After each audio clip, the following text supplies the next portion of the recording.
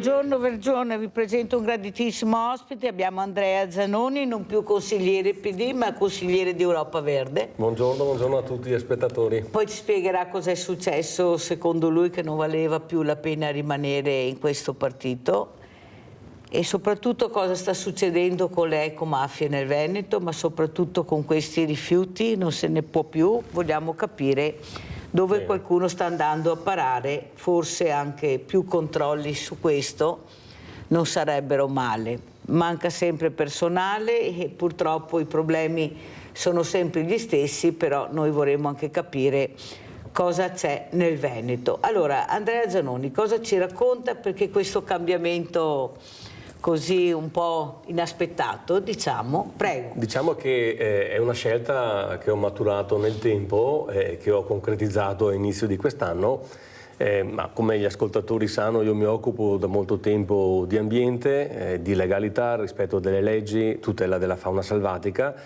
e nel Partito Democratico sono state fatte delle scelte che ho ritenuto molto gravi in questi settori, e quindi per una questione di coerenza ho deciso di cambiare, di entrare in Europa Verde, dove ho trovato le porte spalancate. Abbiamo dato questa notizia a inizio di quest'anno in Consiglio regionale, è venuta anche la capogruppo onorevole Luana Zannella dell'Alleanza Verdi Sinistra del Parlamento, della Camera, ed è venuto anche l'onorevole Angelo Bonelli, che è uno dei due coportavoce di Europa Verde.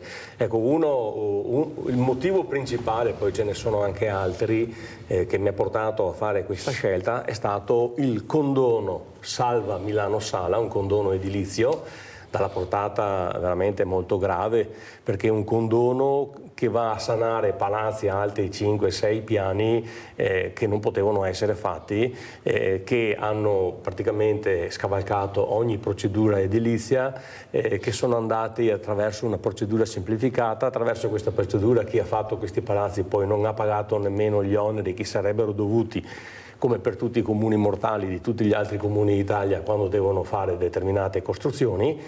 E siccome queste procedure sono state ritenute sbagliate, appunto nel comune di Milano, diversi cittadini e associazioni di tutela ambientale hanno fatto delle denunce e la magistratura ha indagato, ha sequestrato una quindicina di cantieri, poi ha aperto un centinaio di fascicoli per reati appunto di abusivismo edilizio.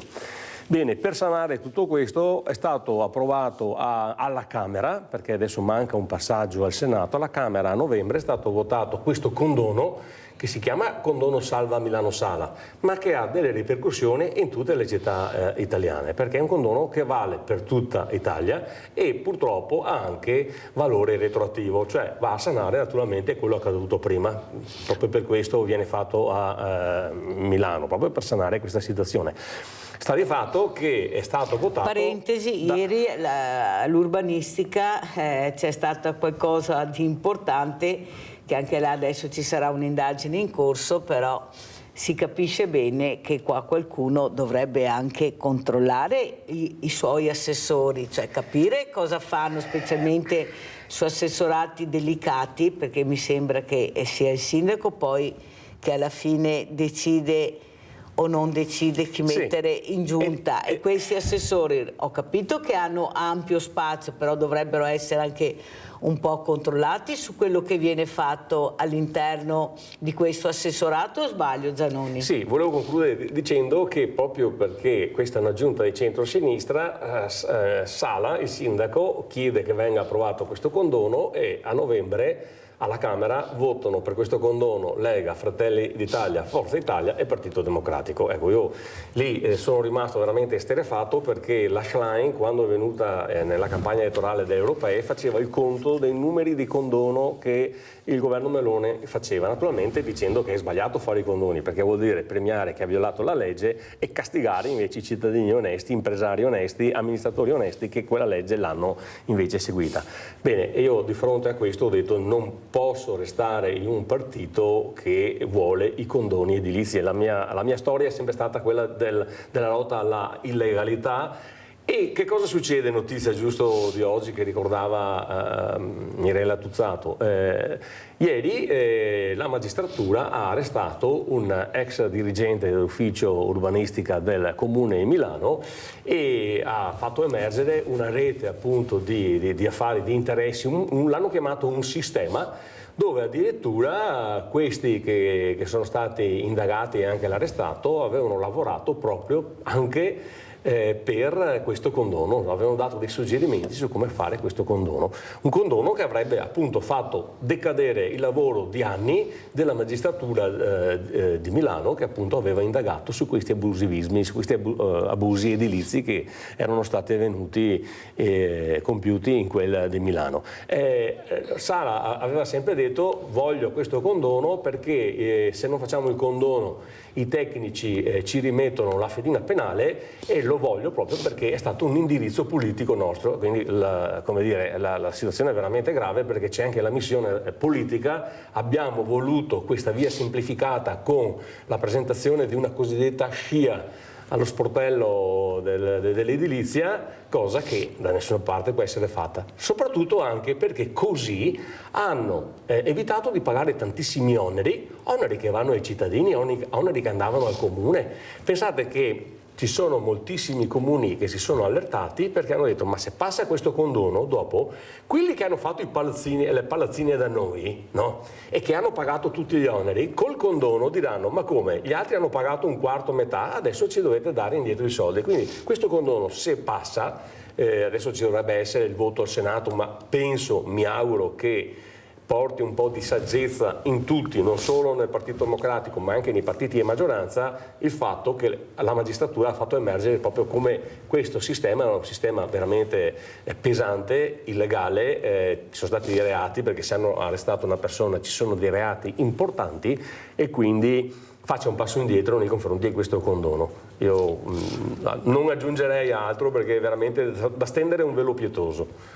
Allora, ieri appunto Giavera, questo capannone pieno di rifiuti, c'è anche l'ex sindaco di Giavera con un altro imprenditore, ma cosa sta succedendo? Chi è che dovrebbe controllare il territorio, Zanoni? Chi è che dovrebbe avere una forza di capire veramente che c'è qualcosa che non va? Perché le ecomafie sappiamo benissimo che sono anche qua nel Veneto. Allora, questo è un tema che conosco molto bene. È da anni che denuncio come i capannoni del Veneto, quelli vuoti, vengono utilizzati come discariche. Pensate, in Veneto abbiamo censiti dalla regione del Veneto 11.000 capannoni vuoti, e troppo spesso accade che questi capannoni vuoti vengono magari dati in affitto, poi è successo anche che siano stati dati in subaffitto, quindi uno perde anche la capacità di capire chi lo sta gestendo quel capannone, per poi avere questi imprenditori proprietari che ogni tanto vanno a vedere proprio bene,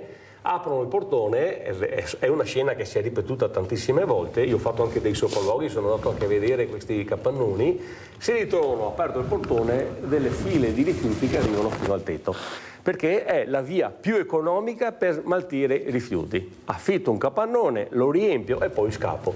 Questa è una cosa che abbiamo appurato anche in Commissione Legalità, la quarta commissione per le politiche pubbliche, la legalità e il contrasto della corruzione e delle mafie in Regione Veneto, dove abbiamo sentito carabinieri forestali, abbiamo sentito l'ANCI, abbiamo sentito sindaci, province, le associazioni di categoria, e bisognerebbe, io l'ho proposto più volte anche in sede di bilancio, monitorare questi capannoni, un servizio di videosorveglianza, e rafforzare anche le polizie locali, affinché, questo perché le polizie locali conoscono molto bene il proprio territorio, affinché vengano fatti questi controlli, perché spesso purtroppo, nonostante le migliaia di camion, perché per riempire un capannone a volte ci sono migliaia di camion che vanno su e giù, vadano intercettati questi trasporti, e vengono intercettati e bloccati prima.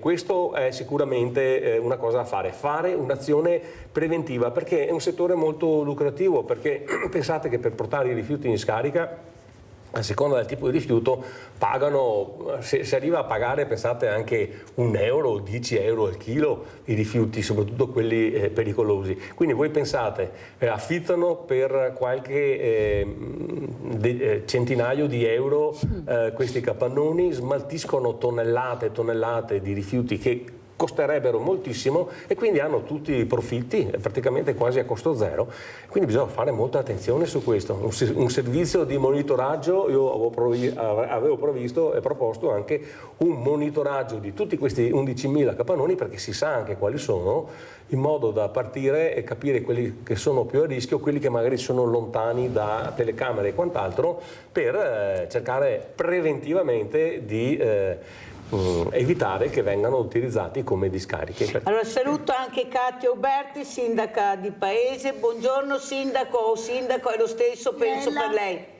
Buongiorno Mirella, buongiorno a tutti gli spettatori. Anche lei ha avuto questi problemi, è un problema che riguarda un po' il territorio, ieri abbiamo sentito Giavera. Cosa ne pensa lei, sindaco, di quello che sta succedendo e soprattutto la massima attenzione e prevenzione perché queste ecomafie non entrino proprio anche nel nostro territorio? Prego. Guardi Mirella, chiedo scusa perché ci sono stati dei problemi di collegamento, io ero in attesa dalle 9:15. Allora, ho perso la prima parte della trasmissione abbiamo appena iniziato, sindaco, tranquilla. Ah, perfetto.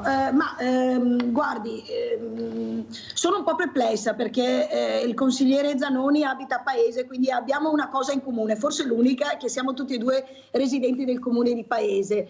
Se non ricordo male, 2 anni fa c'è stato appunto un allarme ecomafia anche a Paese, svuotamento in una zona privata, è stato sollevato un polverone.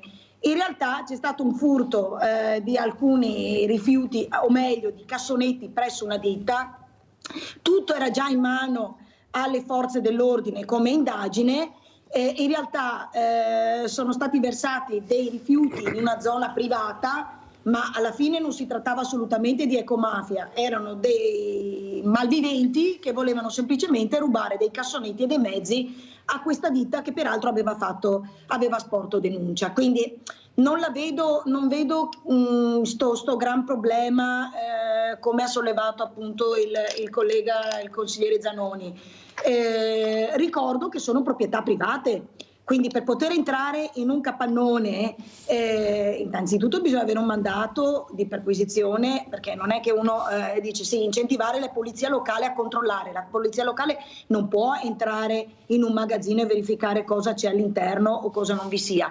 Se lui, rivestendo il ruolo, è a conoscenza di situazioni gravi, come sta sostenendo, basta fare un esposto come pubblico ufficiale che faccia denuncia. È facile proclamare, dire bisognerebbe fare questo, bisognerebbe fare quello, le forze dell'ordine dovrebbero più controllare. Bene, che sia lui che di esempio per primo a denunciare situazioni che trova. Ma io non parlavo mica, sindaco di Zanoni, parlavo anche a livello nazionale di molti giudici e molte anche autorità molto competenti che dicevano che il Veneto bisogna attenzionarlo perché c'è questo problema, ecco, delle ecomafie. Non mi rivolgevo e non era Zanoni che volevo sapere questo, ma per quanto riguarda l'attenzione che devono avere ai sindaci, parlo in livello generale del Veneto, anche per questo problema. Questo volevo sapere da lei. Ecco, attenzionare, fare prevenzione, perché poi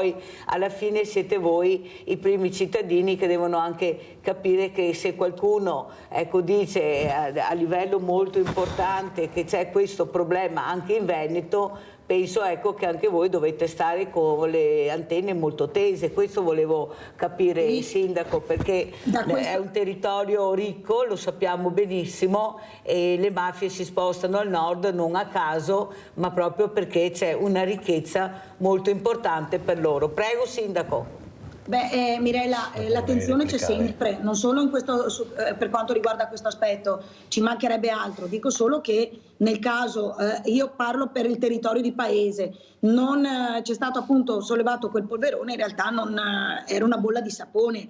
È ovvio che fa parte del ruolo di noi amministratori presidiare il territorio, controllare il territorio affinché tutto si svolga nella piena regolarità. Su questo ci mancherebbe altro, è uno dei nostri compiti principali, tra l'altro sicurezza diciamo che è l'aspetto più importante del mio programma elettorale sia del primo che del secondo mandato, quindi ci mancherebbe altro. Abbiamo Rinaldo da Venezia, vai Rinaldo. Ciao Mirella e buongiorno ai tuoi ospiti. Innanzitutto saluto Zanoni, va bene, e lo rispetto per la sua onestà politica, va bene, perché c'è per esempio da sto personaggio qua, che era contrario a certe robe, gli ha fatto per il suo partito, non ha fatto quello che aveva da fare, e si è venuto via. Bisogna, sto personaggio, bisogna ammirarlo, e che dà fastidio a tutti perché tira fuori le robe giuste, no? È logico che anche il sindaco dica mi non posso, come no? Se ti dice il sindaco non ti può andare a vedere cose che come sul capannone, chi l'ha detto e no? Ma che mi avevo magazzini, veniva lì l'ufficio igiene del comune a guardare cosa che facevamo, a Rialto, avevo frutta e verdura, ma veniva a guardare, perché un sindaco non può andare a guardare su un capannone. Adesso voglio dire, Zanoni che dà fastidio a tutti, perché dice la verità, ed è onesto, politicamente non è come sto signore che è qua. E ora bisogna dare atto di quello che dice e di quello che fa. E ti viene via, hai capito roba che non è comoda? E di onesto si viene via, non ti fa come politici che abbiamo ladri in politica e ancora li difende, dice ancora è vergognoso. È logico, c'è poco, c'è uno solo, pochi onesti come io, facciamo non li considera, perché dire la verità, ma su tutte le robe, chi che dire la verità non c'è vero niente, ma dai, se siamo lì a fare delle robe che sono impossibili, non capisco come abbiamo l'intelligenza artificiale, andiamo su Marte, su Giove, dove che ti vuoi, e poi combiniamo queste robe, non siamo buoni andare avanti un paese. Dai, è vergognoso. Ciao Mirella e buongiorno ai tuoi ospiti. Ciao Rinaldo, ringraziamo anche te Rinaldo, poi ognuno fa le proprie riflessioni. Allora io non voglio assolutamente polemica tra Zanoni e il sindaco di paese Katia Uberti, assolutamente in questa trasmissione non esiste questa cosa. Quello che voglio capire è dove vuole, che vogliamo capire tutti, dove vuole andare a parare la politica per quanto riguarda questo problema che abbiamo anche nel Veneto e che qualcuno dovrà pure risolvere. Ieri è successo il problema a Giavera e penso che attenzionare non sarebbe male. Ma la politica è sensibile, Zanoni, su questo tema, secondo lei, su queste mafie che ormai sono dei colletti bianchi che si spostano al nord per fare intrallazzi? Abbiamo sentito la Lombardia, abbiamo sentito dappertutto che ci sono questi problemi e sono problemi veramente seri perché girano milioni e milioni. Prego Zanoni. Sì, ma allora innanzitutto va detto che per quanto riguarda la mafia in Veneto non c'è più l'infiltrazione della mafia in Veneto, ma c'è un radicamento delle mafie. Ormai è assodato che stanno lavorando e lavorano purtroppo molto bene per i propri affari. In Commissione Legalità abbiamo avuto come ospite anche il procuratore capo della Procura della Repubblica di Venezia, nonché vertice della DIA, il dottor Cherchi, che ci ha confermato come purtroppo le mafie siano presenti e siano ben radicate a più livelli e quindi giustamente diceva colletti bianchi. E qui ci vuole un impegno forte anche da parte delle autorità. In Regione abbiamo ben 3 leggi che si occupano di prevenzione. Ogni anno con le minoranze chiediamo che questi fondi per queste leggi, perché come tutte le leggi se non le finanzi poi non ci sono i controlli, non ci sono tutti gli atti preventivi utili, chiediamo che vengano aumentati i fondi e invece abbiamo assistito negli ultimi 10 anni a dei tagli molto importanti a questi fondi destinati a queste leggi che sono per il contrasto dell'illegalità, la corruzione e delle mafie. Poi volevo far presente, giusto per dire le cose come quest'anno che per quanto riguarda i rifiuti che sono stati abbandonati alla ex Simel, a Paese e a Postioma, non si trattava, sindaco, di cassonetti, la inviterei a informarsi, ma si trattava di cassoni da 12 metri cubi l'uno e di cassoni là ne hanno abbandonati almeno 5 o 6.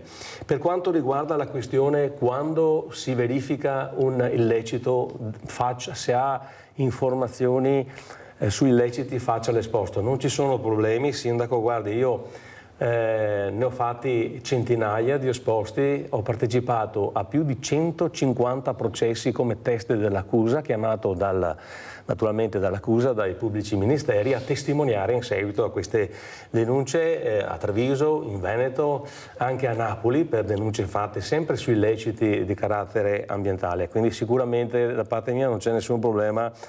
Ne ho fatte anche recentemente.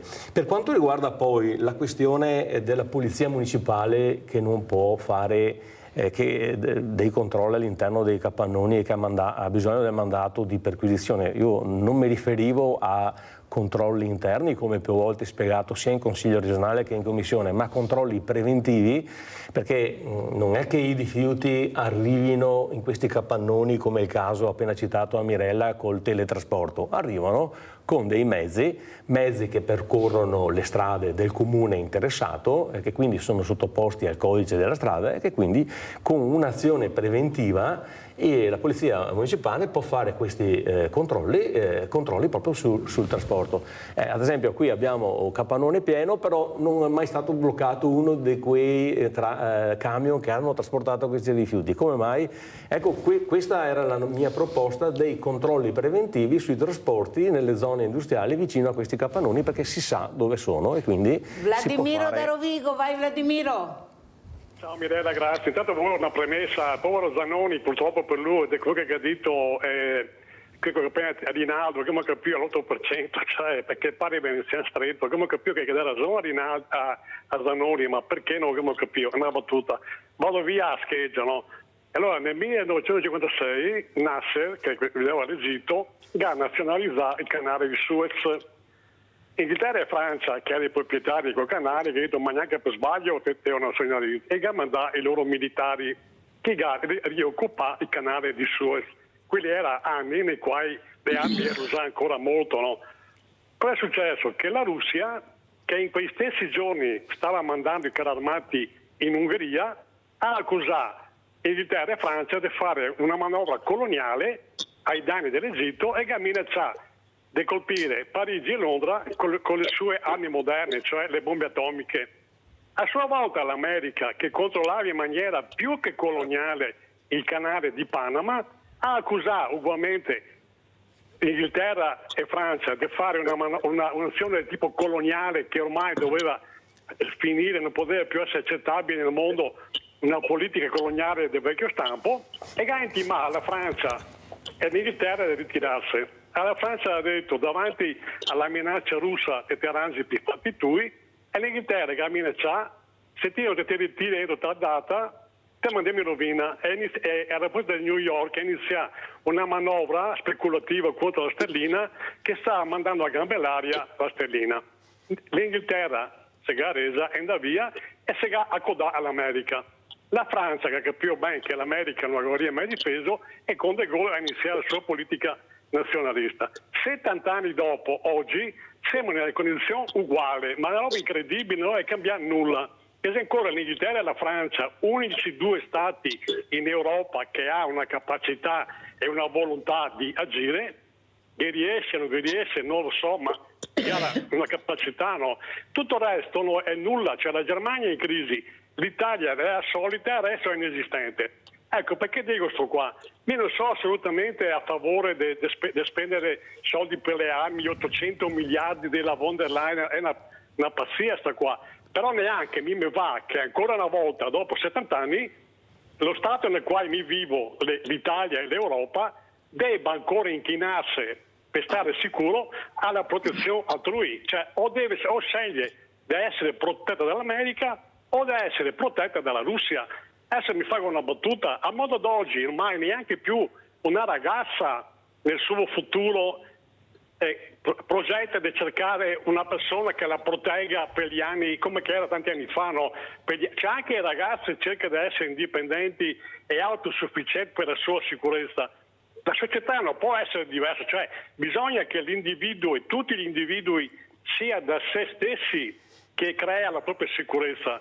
Io, come dire, non dico se fa in una maniera o in un'altra, ma assolutamente non accetto che l'Europa e l'Italia debba ancora una volta inchinarsi o all'America o alla Russia e non cercare da se stesse quella che sia la possibilità di avere la propria sicurezza e quindi anche la propria libertà. Molto chiaro Rinaldo, basta perché se no non ce la faccio, sei stato chiarissimo con le tue riflessioni. Sindaco Uberti, cos'è che la preoccupa di più in questo momento dove i sindaci sono veramente sulla linea di confine, nel senso che è l'unico posto dove i cittadini trovano conforto e avete questa coperta cortissima nonostante avete dichiarato tutte le perplessità, tutti i problemi che avete nel territorio e siete anche in tanti, avete fatto anche squadre eppure siete ascoltati poche e siete quelli che hanno meno risorse. Prego Sindaco Uberti. Ma guardi, preoccupa più che altro la gestione della macchina amministrativa, però credo che come amministratori, soprattutto di quella che è la parte politica che io rappresento, abbiamo dimostrato di riuscire a gestire anche situazioni di crisi. Ripeto, porto acqua al mio mulino, paese, governiamo da oltre 20 anni, se non 30 anni,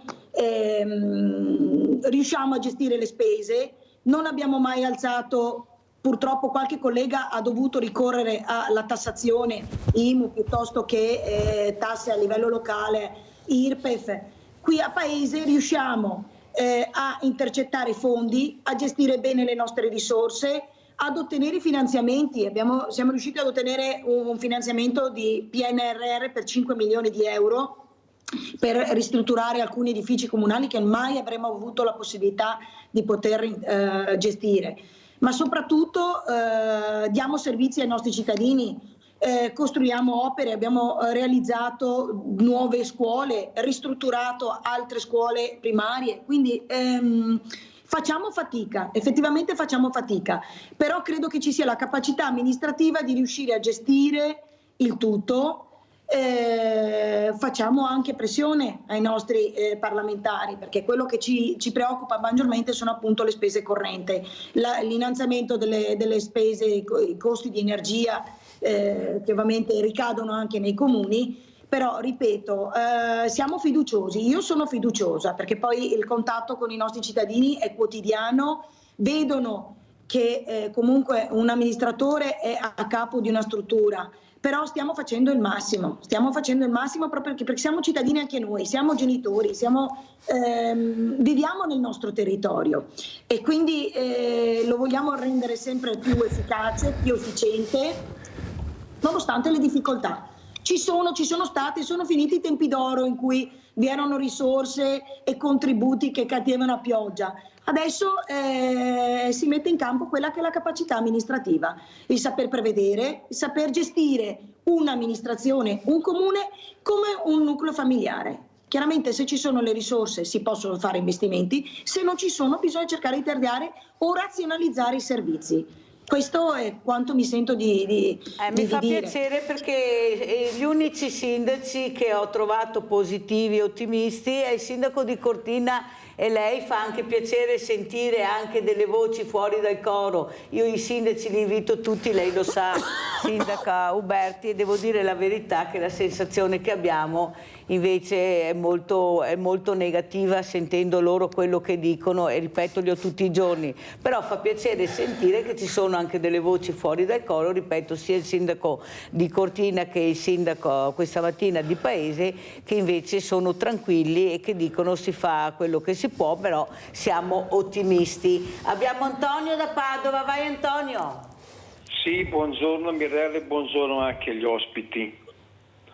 Noi continuiamo a rimanere in Europa.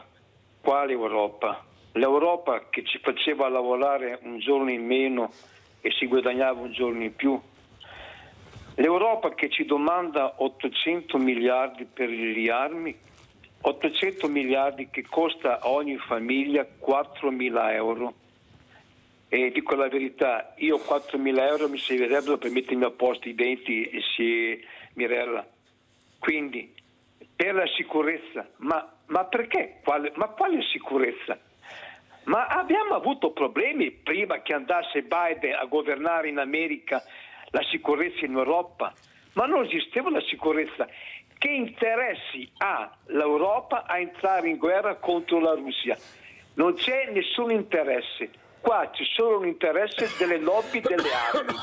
E dico la verità, a me dispiace che i nostri figli dovranno sobbarcarsi questo sacrificio di armamenti, di sicurezza, ma sicurezza contro chi? Addirittura adesso si inventano che Putin vuole rifare l'URSS del 48-50. Ma se tutto sto caos qua non sarebbe successo se ci fosse stato Trump al governo in America, perché con Biden è successo tutto sto caos qua? E per quale motivo che adesso Trump vuole fare la pace?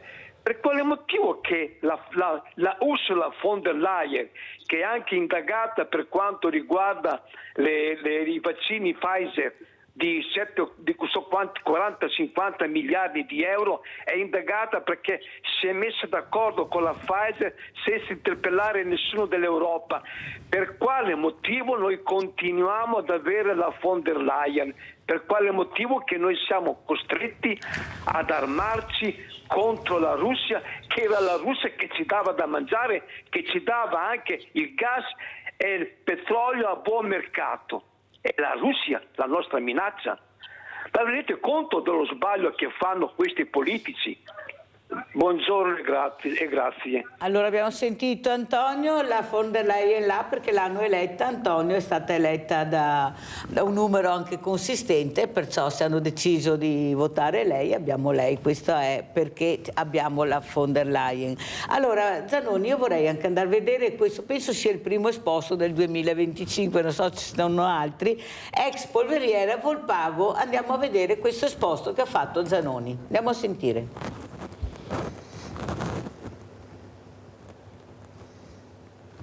E il sindaco non può stare tanto tranquillo di fronte a questi fatti. Sono beni che hanno anche dei costi e la Corte dei Conti potrebbe averne anche qualcosa da dire. Minaccia un esposto per danno erariale il consigliere regionale Andrea Zanoni. È una delle reazioni al servizio di Antena 3 sui furti e le devastazioni all'ex polveriera di Volpago del Montello. Ed è proprio al sindaco Paolo Guizzo che Zanoni si rivolge con queste considerazioni. Perché di fronte a un passaggio di consegne, tra virgolette una eredità che ti arriva dal demanio, che ti arriva dal Ministero della Difesa, ti arriva a te comune, non è che sei a posto. Nel momento in cui è tua, è anche responsabilità tua preservare quei beni.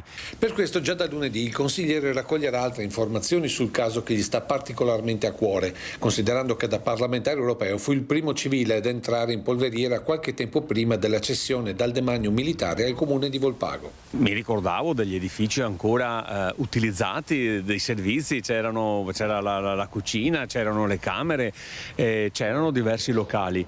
Adesso pare proprio che sia tutto in degrado, saccheggiato, tra l'altro, da come avete illustrato nel vostro servizio. Che ci siano stati camion che andavano su e giù, squadre di persone che sono andate nei tetti a smontare le gabbie anti-fulmine di rame, le cucine, eccetera, vuol dire che c'è stata un'organizzazione, vuol dire che c'è stata una evidente omissione di controllo.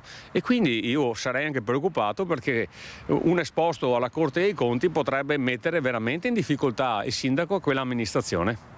Pensa di farlo? Adesso valuteremo. Per Zanoni il primo intervento da fare è mettere in sicurezza tutta l'area. Io credo che serva sicuramente trovare una soluzione prima di tutto sulla vigilanza. È un bene del comune molto importante, ci sono dei valori da tutelare e un bene pubblico non può essere lasciato alla mercé dei primi delinquenti che entrano e che si rubano, si portano via tutto. Consigliere invece scettico sulla proposta di coinvolgimento dell'esercito per la sicurezza, mentre punta sulla regione per salvare e bonificare l'ex polveriera, dove sono presenti tra l'altro oltre un'ottantina di tetti in amianto. Che valutazioni sono state fatte all'epoca quando a tutti i costi si voleva entrare in possesso di quest'area? Perché è un dato di fatto, l'amianto nei tetti non ci può stare, deve essere bonificato e la bonifica di tutto quel complesso è una bonifica che potrebbe arrivare addirittura quasi €1 milione, il che è un problema che va risolto. Quindi investirò del problema la regione, farò un'interrogazione nel giro di pochi giorni perché anche l'amministrazione regionale veda di occuparsi di quest'area e trovare delle giuste soluzioni. Allora, prima di sentire il commento di Zanoni andiamo a San Stino di Livenza dove abbiamo collegato Giorgio. Pronto? Buongiorno Mirella, Buongiorno. lei e i suoi ospiti. Allora, facendo un po' il punto a situazione, ognuno partendo da sguardi diversi sulla situazione regionale ha le sue buone ragioni. Però la coperta è corta. E perché la coperta è corta? Perché i comuni sono sempre ridotti all'osso. Non solo non riescono ad affrontare le spese eccezionali per gli eventuali imprevisti, ma neanche le spese ordinarie, perché i tagli comuni sono sempre più frequenti e sempre maggiori. La verità è inutile girarci attorno, il pesce puzza alla testa. Questo paese è refrattario alle riforme e noi lo sappiamo bene. Adesso a Bagnomaria c'è la riforma della giustizia. Vediamo se va in porto, vediamo. Io ne dubito, perché questo è un paese che è preso dal vizio e dal malcostume. Ci sono delle corporazioni clientelari assistenzialiste di stampo mafioso, ha capito? Quindi dominano a Roma. Questo paese, noi siamo mortificati perché non abbiamo la libertà che è prevista in Costituzione, che abbiamo chiesto con l'autonomia. Siamo depredati perché dai 18 ai 20 miliardi di gettito fiscale va a Roma e non tornano indietro, oltre ai tagli lineari. Non c'è premialità, non c'è meritocrazia, non c'è efficienza e trasparenza, perché chi fa male viene confermato e anche promosso, chi invece è virtuoso viene penalizzato. Cioè questo è un paese che va alla rovescia e non si vuole cambiare. Abbiamo capito? E adesso ci sono le regionali, devono svegliarsi anche i veneti, devono votare per il territorio. Manca un partito regionale che porti avanti le istanze di questo benedetto territorio, che è ultra penalizzato, e lo sappiamo, per la sua collocazione tra due regioni a statuto speciale, c'è dumping fiscale, cioè è indegno quello che stiamo vivendo. C'è anche addirittura l'esponente del Carlo di Fratelli d'Italia che è bellunese. Ricordo che il bellunese ha votato due referendum per l'autonomia, per il Veneto tutto e in particolare per il bellunese. Ora, questi qui che vogliono andare al posto di Zaia, che è il migliore, lo ha dimostrato con i fatti, e non c'è un presidente di regione senza precedenti della storia regionale che abbia preso consensi sempre maggiori ogni volta che veniva ricandidato ed eletto. E questi vogliono prendere il suo posto, ma lui si è fatto portavoce dei veneti, non a caso quel gran consenso. Questi qui vogliono prendere la portona per riportarci sotto l'ombrello e l'alveo del centralismo romano. Noi ne abbiamo le palle piene, scusi l'espressione. Abbiamo sentito anche le riflessioni di Giorgio, però prima di andare da Zanoni andiamo dal sindaco Uberti. Come commenta questa telefonata e soprattutto questo cittadino che è molto attento al territorio e che ragiona anche molte volte, anche ieri ho ricevuto tantissime telefonate di buonsenso anche contro la guerra, cosa vorrebbero i cittadini anche nel loro paese. Prego sindaco Uberti.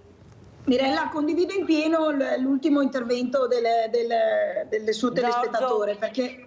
Pronto? Sì, di Giorgio. Di Giorgio, ecco, perché ha toccato un punto focale. Allora, lei mi diceva prima, sì, noi sindaci siamo sul fronte e siamo in difficoltà, è vero. Ora, il collega Zanoni ha fatto un esposto per la polveriera. Il sindaco di Volpago ha ereditato questa struttura e lui stesso dice ci vorranno almeno €1 milione per bonificarla e rimetterla.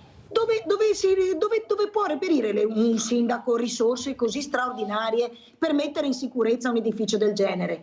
Torniamo al punto focale. Gli amministratori della Lega sono in prima linea per i propri territori. Ecco perché il governatore Zaia è il governatore più amato d'Italia, perché ha sempre messo davanti quelli che sono le esigenze, le necessità dei veneti. C'è stato un referendum, Mirella, io lo ricordo. C'è una legge adesso che è in discussione per cercare di arrivare a quella che è la famosa autonomia che noi veneti, oltre il 70% dei veneti ha chiesto qualche anno fa. Se ci fosse questa autonomia, tutti questi problemi non sussisterebbero, perché noi amministratori avremo le risorse per gestirci bene la scuola, per gestirci bene le attività produttive, per gestirci bene soprattutto le opere pubbliche, l'istruzione e tutto di seguito. È palese la cosa, ormai i veneti sono stanchi, perché ciò che mancano sono le risorse e, come ha detto il signor Giorgio, i comuni più penalizzati sono proprio i virtuosi, perché qua i fondi ne arrivano pochi, noi cerchiamo di intercettare il più possibile, però quello che ci arriva solamente dalla regione, ok? Perché anche nei bandi a livello nazionale, a parte il PNRR, facciamo una fatica perché poi c'è l'indice di vulnerabilità tale per cui quasi tutti i fondi vengono destinati al sud. Allora, mi passi l'espressione, becchi e bastonati, perché allora amministriamo bene, siamo virtuosi, patti di stabilità perfetti, eppure ci siamo tirati sulle maniche e gestiamo, ma facciamo fatica. Allora sentiamo anche Zanoni, poi dobbiamo andare in pubblicità. Prego Zanoni. Sì, innanzitutto esprimo vicinanza e solidarietà a tutti i sindaci, al mio sindaco, ma a tutti quelli del Veneto, a tutti quelli italiani, diciamo, perché effettivamente hanno la coperta, come ricordava l'ascoltatore, molto molto corta.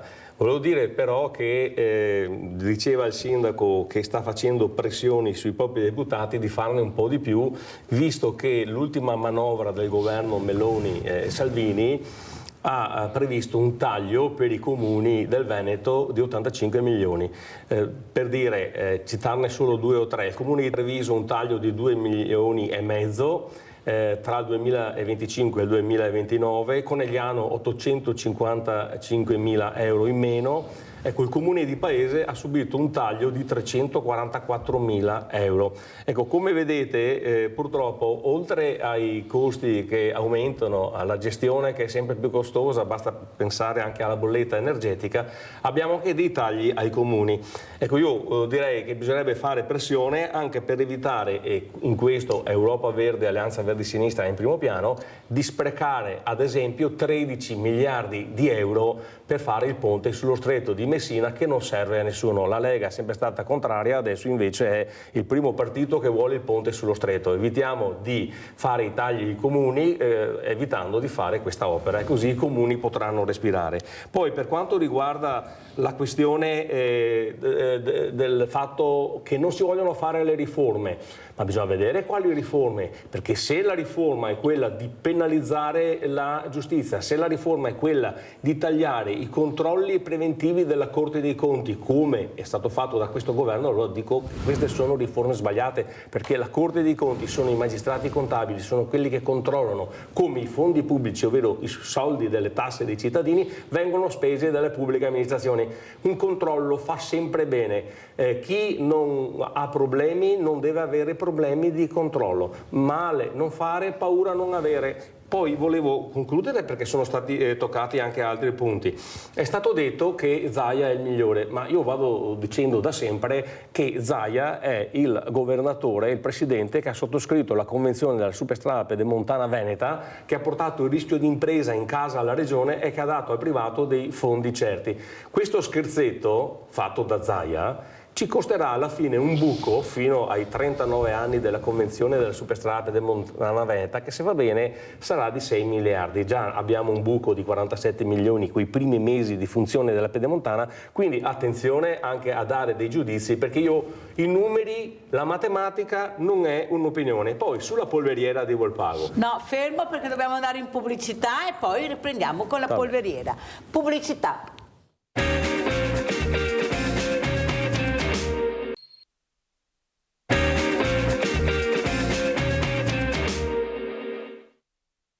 sindaco di Paese Treviso, siamo con Andrea Zanoni, consigliere Veneto Europa Verde. Allora, Zanoni stava terminando il discorso, prego. Allora, sulla polveriera, in realtà io non ho presentato un esposto, ma ho presentato una interrogazione.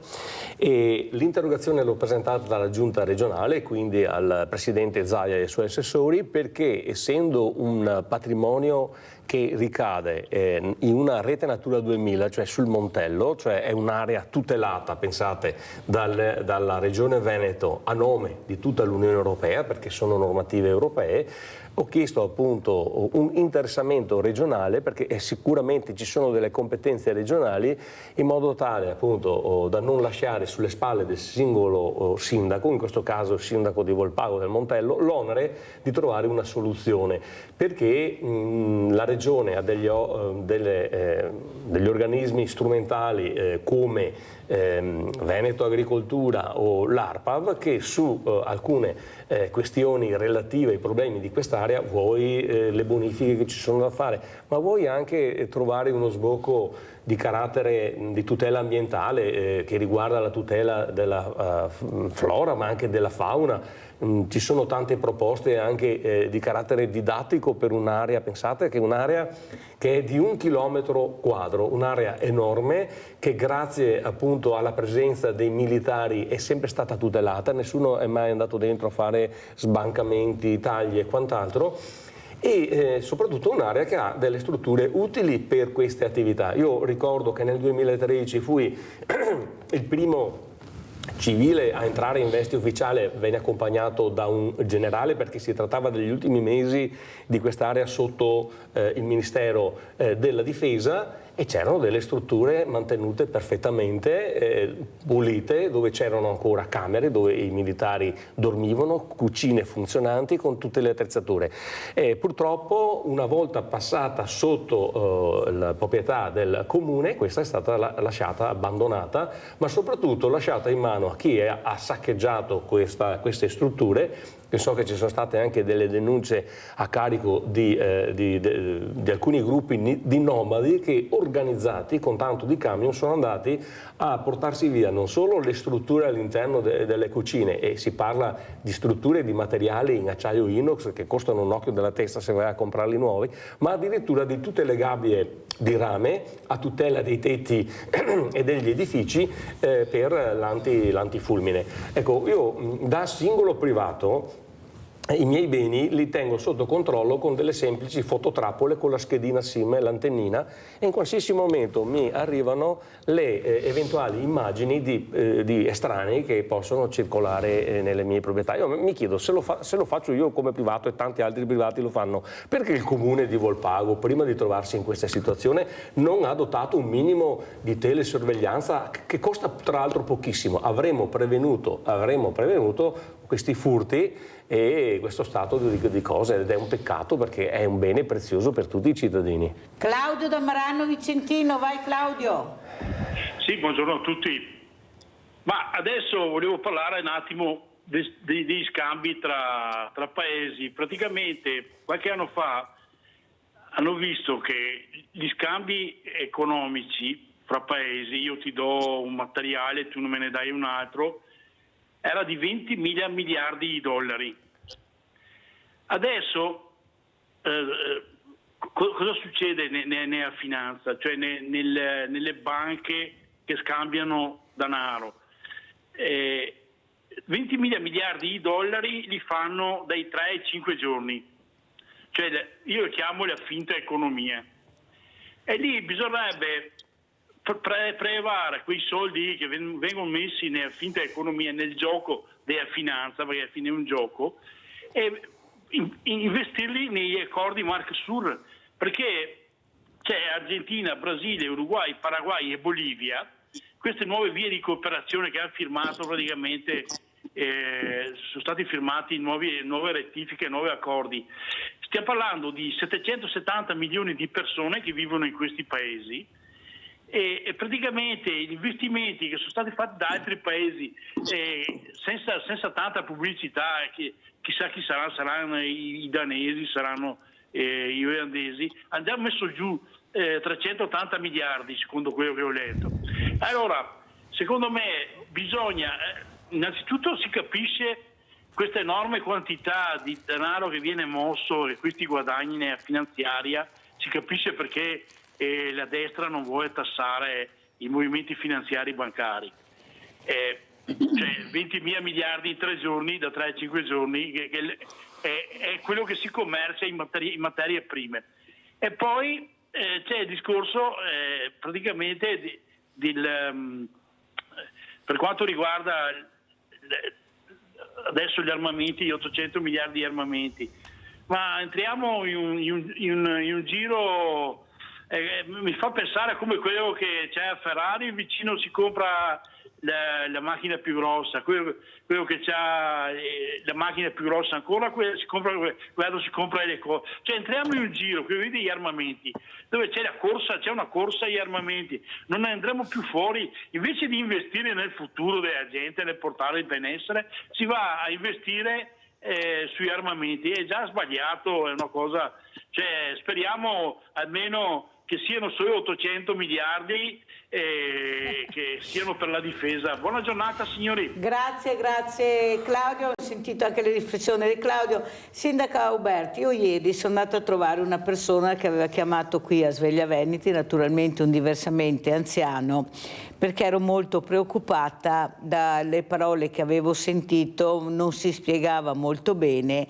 Sono andata a verificare la situazione e quello che mi accorgo sono anche comuni, ecco, vicino a noi, anche molto ricchi, come ha detto lei, nel vero senso della parola, perché c'è un'economia che gira in maniera diversa. Hanno scoperto l'acqua calda, qualcuno l'ha scoperta, non dico dove, non dico come, però c'è anche questo. Però quello che manca poi alla fine sono gli aiuti alle persone in difficoltà, i servizi alle persone. E qui tutte le mattine sentiamo la solita storia di queste persone che trovano 1000 difficoltà e la risposta che danno: sì, servizi sociali, siamo in pochi, non abbiamo le risorse per investire in questo. Non le sembra, Sindaco Berti, che forse i soldi del PNRR dovrebbero essere stati investiti come erano partiti all'inizio per il terzo settore, poi abbiamo visto solo cemento e non servizi alle persone? Perché poi ci troviamo queste case di comunità che sono vuote perché non abbiamo le persone, medici, infermieri da mettere all'interno. Io i medici tutte le mattine, perciò quello che dico è la verità, lo dicono loro. L'altro giorno il dottor Scassola, che è rappresentante poi di medici di medicina generale, ha detto: io non mi sposto dal mio paese per andare in questa casa di comunità dove le persone che io curo dovrebbero fare 30-40 chilometri per venire da me. Io non accetto questo, non so dove si voglia andare a parare. Non le sembra che forse questi servizi alle persone, visto una denatalità che abbiamo, visto le patologie che abbiamo di questi diversamente giovani, visto che non abbiamo le RSA a sufficienza, visto le domande che ci sono per entrare ma non le abbiamo, dovevano essere ripensati in maniera diversa. Chi se ne fa di tutto quel cemento adesso se poi non troviamo le persone da mettere all'interno e non diamo servizi alla persona? Ma devo io a girare a vedere come fa, poi avvisare i sindaci: guarda che può essere raggirato, va a controllare, vai a verificare. Cioè non è che dovrebbe funzionare così. Questo mondo del volontariato che sta mettendo le pezze, proprio aiutando i sindaci anche a uscire da questo tunnel, proprio col volontariato gratuito, è il mondo del volontariato che deve girare, come dico tutte le mattine, col commercialista e pagare per fare il volontario. È questo quello che si vuole arrivare? Prego, Sindaco. No, noi stiamo mirando al potenziamento invece dei servizi alla persona, proprio perché la nostra popolazione, la fascia di età si sta alzando notevolmente. C'è denatalità da un lato, ma c'è un invecchiamento sempre maggiore della popolazione.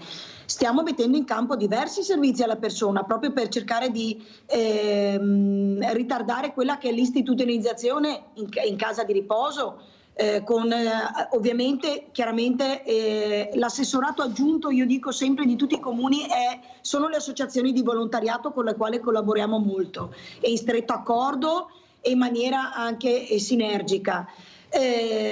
con i centri sollievo, non solo, ma con tutti i centri anziani. In ogni frazione abbiamo un centro anziani, cerchiamo di organizzare delle attività per i nostri diversamente giovani, come li chiama lei. I servizi alla persona ci sono qua, facciamo fatica. Assistenti sociali forse siamo uno dei pochi comuni che rispettiamo l'EPS di un assistente sociale ogni 5.000 abitanti, e quindi a paese siamo in organico. Abbiamo potenziato il servizio domiciliare. No, ripeta il numero per cortesia, un assistente sociale ogni 4.000 abitanti. Cioè, non so. Purtroppo questi sono i dati. Sì, ma dico, non so se questo va bene. Cioè, Mirella, non so. Io mi reputo fortunata perché so che alcuni sindaci ne hanno 1/2. Sì. Quindi abbiamo 4 più 2 amministrativi. Quindi bene o male riusciamo a gestire le attività, perché le attività sono tante. I bandi sono tanti anche da seguire, perché poi abbiamo dei finanziamenti invece della regione proprio per cercare di favorire l'invecchiamento attivo. Ci sono dei bandi per quanto riguarda il trasporto dei disabili, ci sono diversi bandi che mette in campo la Regione Veneto. Ovviamente quella è anche burocrazia, però la si fa per ottenere dei finanziamenti in più. Servizi alla persona, ripeto, noi stiamo aumentando, perché servizi domiciliari siamo passati dalle 30-40 famiglie alle 70-80, proprio per il fatto stesso che l'anziano diventa sempre più anziano, però laddove è autonomo e riesce a stare a casa, cerchiamo di occuparlo diversamente durante il giorno, ma sradicarlo dalla propria abitazione, dalle proprie abitudini, vuol dire accelerare l'invecchiamento della persona stessa. Stiamo mettendo in campo tantissime risorse qui a paese. Fortunatamente, ripeto, situazioni borderline abbiamo pochissime. E stiamo ritardando anche l'istituzionalizzazione grazie a tutti i centri sollievo, perché abbiamo paese ha la fortuna con l'associazione San Martino, che è l'associazione più numerosa del territorio di paese, che conta quasi 200 volontari ma 54 attivi.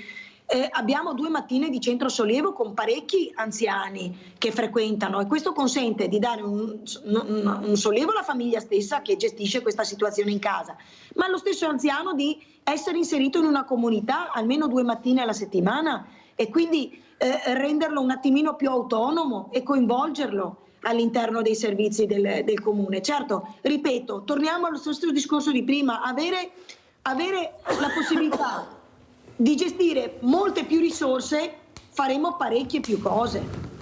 Allora sentiamo, grazie al sindaco Katia Uberti di essere stata con noi, perché il tempo è terminato. Sentiamo come ci saluta anche il consigliere Andrea Zanoni. Ecco, in merito a quello che ho detto io, si è pensato più al cemento che noi servizi alla persona. Poi c'è qualcuno che dice però noi facciamo quello che possiamo fare, ma siamo ottimisti, ma molti altri dicono, io l'altro giorno ho avuto un sindaco e dico sto pensando di lasciare, non ne posso più. Ecco, se questo è il modo di amministrare è meglio che io lasci. Ecco, perciò sono tante le voci che sentiamo qui e poi ognuno a casa fa le proprie riflessioni. Prego ci sono Zanoni. Naturalmente delle scelte politiche che la politica fa in merito alla destinazione dei fondi. Li mettiamo ad esempio nei servizi sociali per gli anziani. Adesso arriverà il boom degli anni 60 come diciamo nascite di quegli anni alle porte dell'anzianità, quindi avremo bisogno di moltissimi servizi.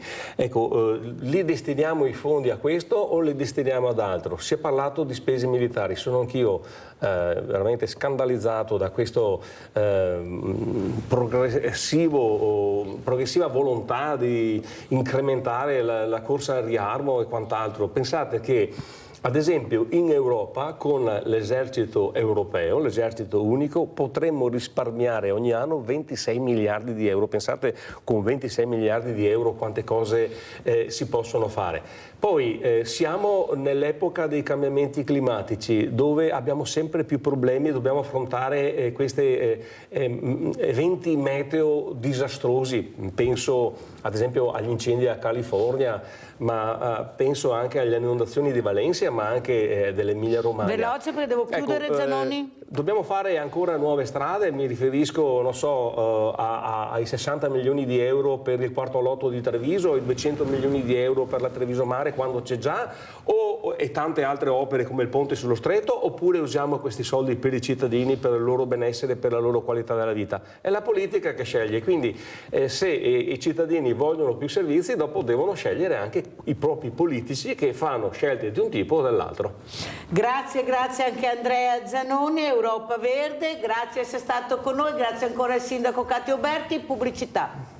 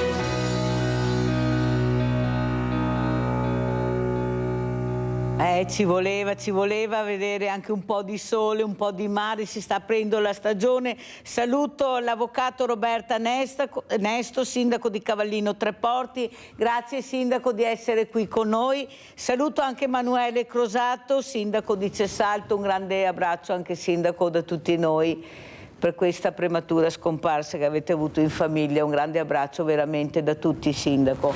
Allora, avvocato Nesto, cosa sta succedendo? Prima abbiamo sentito il sindaco di paese che è contenta, che riesce tutto sommato, ecco, a dire che si sta anche bene, che cerca di gestire al meglio le risorse che ha, ma tutto sommato è molto ottimista. Mentre ho avuto tantissimi sindaci, uno anche l'altro giorno che ha detto quasi quasi mollo, non ce la faccio più, ci tolgono sempre più risorse, molti cittadini che chiedono, non abbiamo le risorse per rispondere, abbiamo una patata bollente che hanno girato a noi con una coperta cortissima. Lei, sindaco Nesto, cosa ci dice questa mattina? Beh, intanto vi saluto e ringrazio per l'invito. Vi presento Amand, che è qui con me, che mi fa pet therapy. Ecco, ciao, ecco. Bellissimo. Bellissima, è una femmina. Bellissima, bellissima, bellissima. Allora, comincio da questo, cioè comincio da Amand, perché effettivamente credo che anche ai sindaci un po' di pet therapy faccia bene, e quindi da questo punto di vista confermo che fare il sindaco, soprattutto nei piccoli paesi, è difficile. È difficile perché i bilanci comunali sono veramente molto molto risicati. La metto giù che così ha salutato. Libera sindaca, fa bene, ecco. Libera.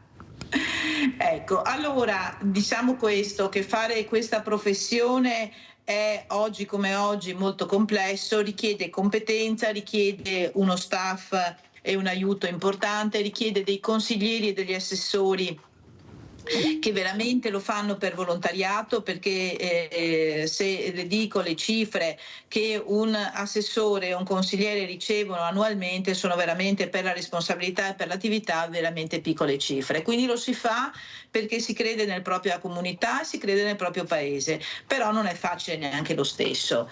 Ovviamente questa non è una situazione che nasce oggi, è una situazione che ormai si protrae da tanto tempo. Io credo che faccio il consigliere comunale di Cavaliero Treporti da 20 anni ed è una musica trita e ritrita, cioè che abbiamo già sentito parecchie volte, quindi non è una questione di oggi.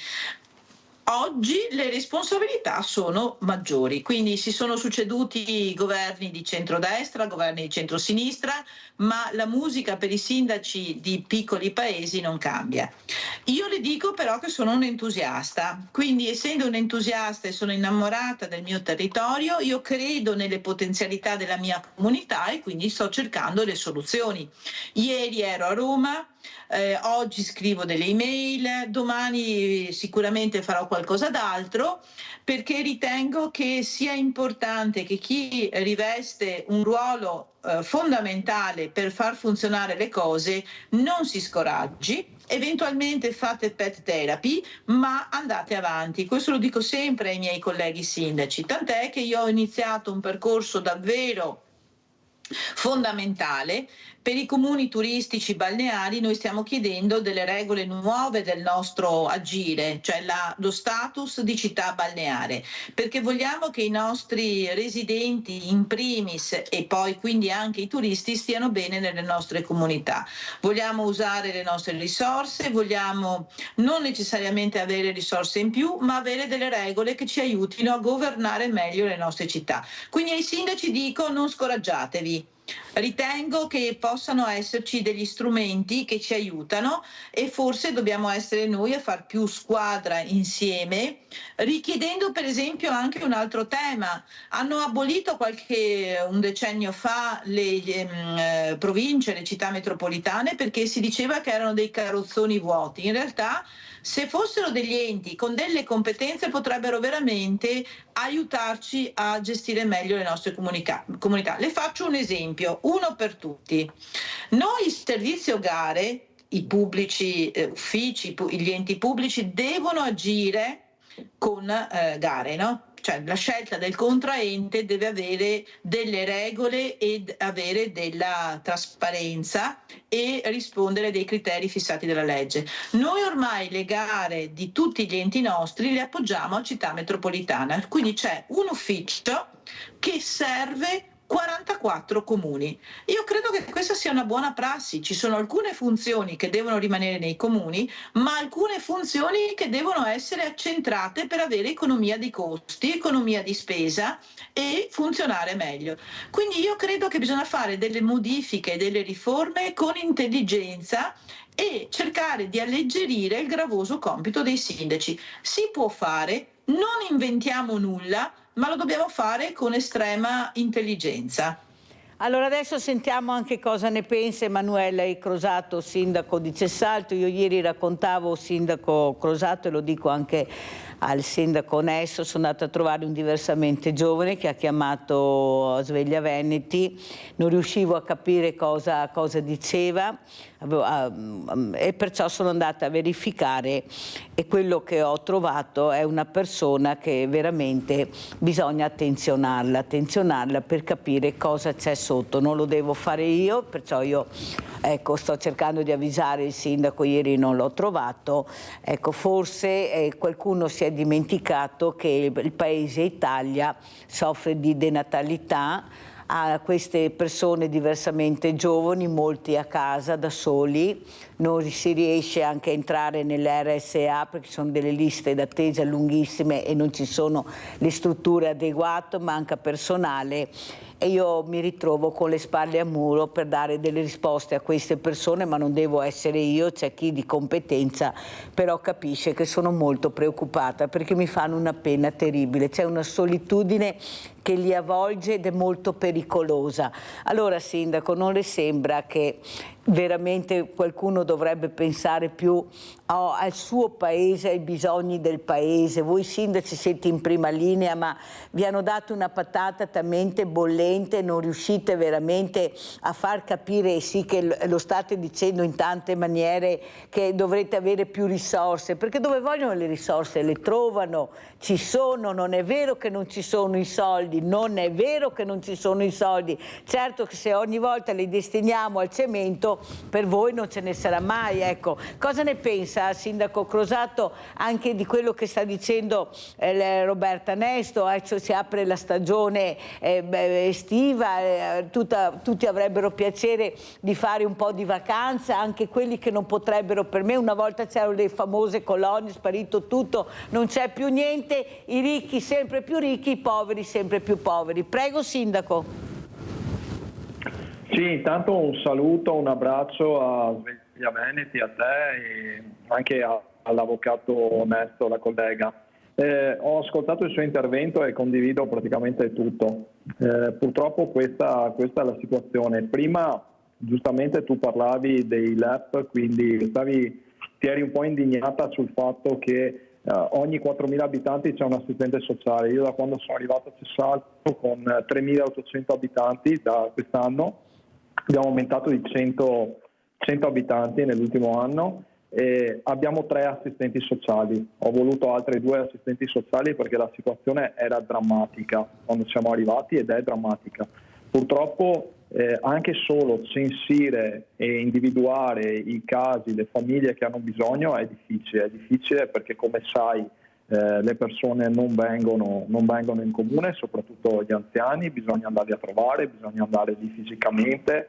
Ho la fortuna di avere un assessore giovane che gira e quindi mi informa e quando abbiamo i casi andiamo a trovarli. Molte volte ci siamo sentiti anche io e te, come abbiamo anche detto nelle nostre chiacchierate, e mi fa piacere, insomma, vado a trovare le famiglie perché non sempre riusciamo a individuare purtroppo chi effettivamente ha bisogno, perché spesso chi prende 7.000 appuntamenti ogni settimana col sindaco sono quelli che solitamente non hanno bisogno e vengono per altri motivi, mentre chi ha bisogno, come dici sempre tu, sta a casa e non riusciamo a raggiungerli.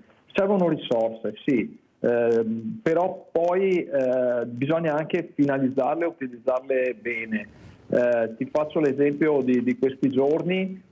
Il comune di Cessalto è stato, assieme al comune di Mansuè, tra i comuni che hanno la fascia di giovani più alta della provincia. Siamo praticamente più alti anche della percentuale europea. Il comune più giovane d'Italia, allora Sindaco?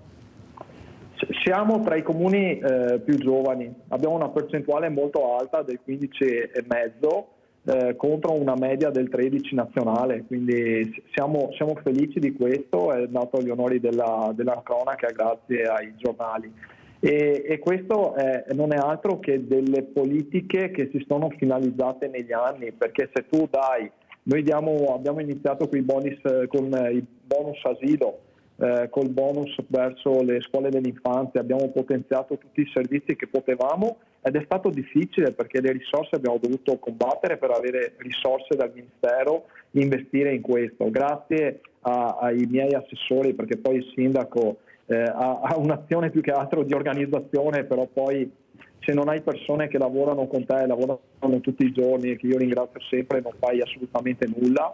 Abbiamo cominciato a organizzare dei corsi di inglese, corsi di teatro, abbiamo una scuola di musica che funziona dandogli spazi e strumenti e sono tutte cose che attraggono persone e famiglie, unito al fatto che abbiamo investito moltissimo nell'attrarre aziende e quindi nuovi posti di lavoro. La capacità, pur essendo un piccolo comune, di avere delle aree residenziali con dei costi contenuti, e questo veramente grazie ad imprenditori che costruiscono ancora case cercando di risparmiare il più possibile per dare una casa a un prezzo idoneo a una famiglia, perché questo è il grande tema, si riesce a fare qualcosa. Servono più risorse? Sì, servono.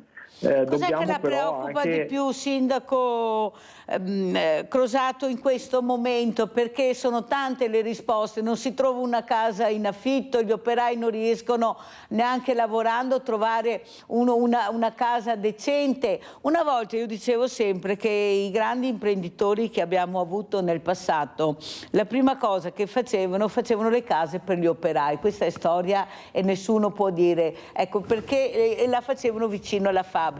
Io dico anche questo, che forse dovrebbero fare più squadra gli imprenditori e cercare di garantire loro questo appartamento, la sicurezza anche per quello che affitta, quando c'è l'imprenditore che si espone in prima linea, perché così non si può continuare ad andare avanti. C'è il problema di lavoratori, ma c'è anche il problema di trovare casa. Io dico sempre, magari in questo momento qualche yacht in meno e qualche appartamento o palazzo in meno, e magari investire più sulla forza lavoro, che non sarebbe male. Cosa ne pensa, Sindaco Crosato? Poi sentiamo anche Roberta Nesto.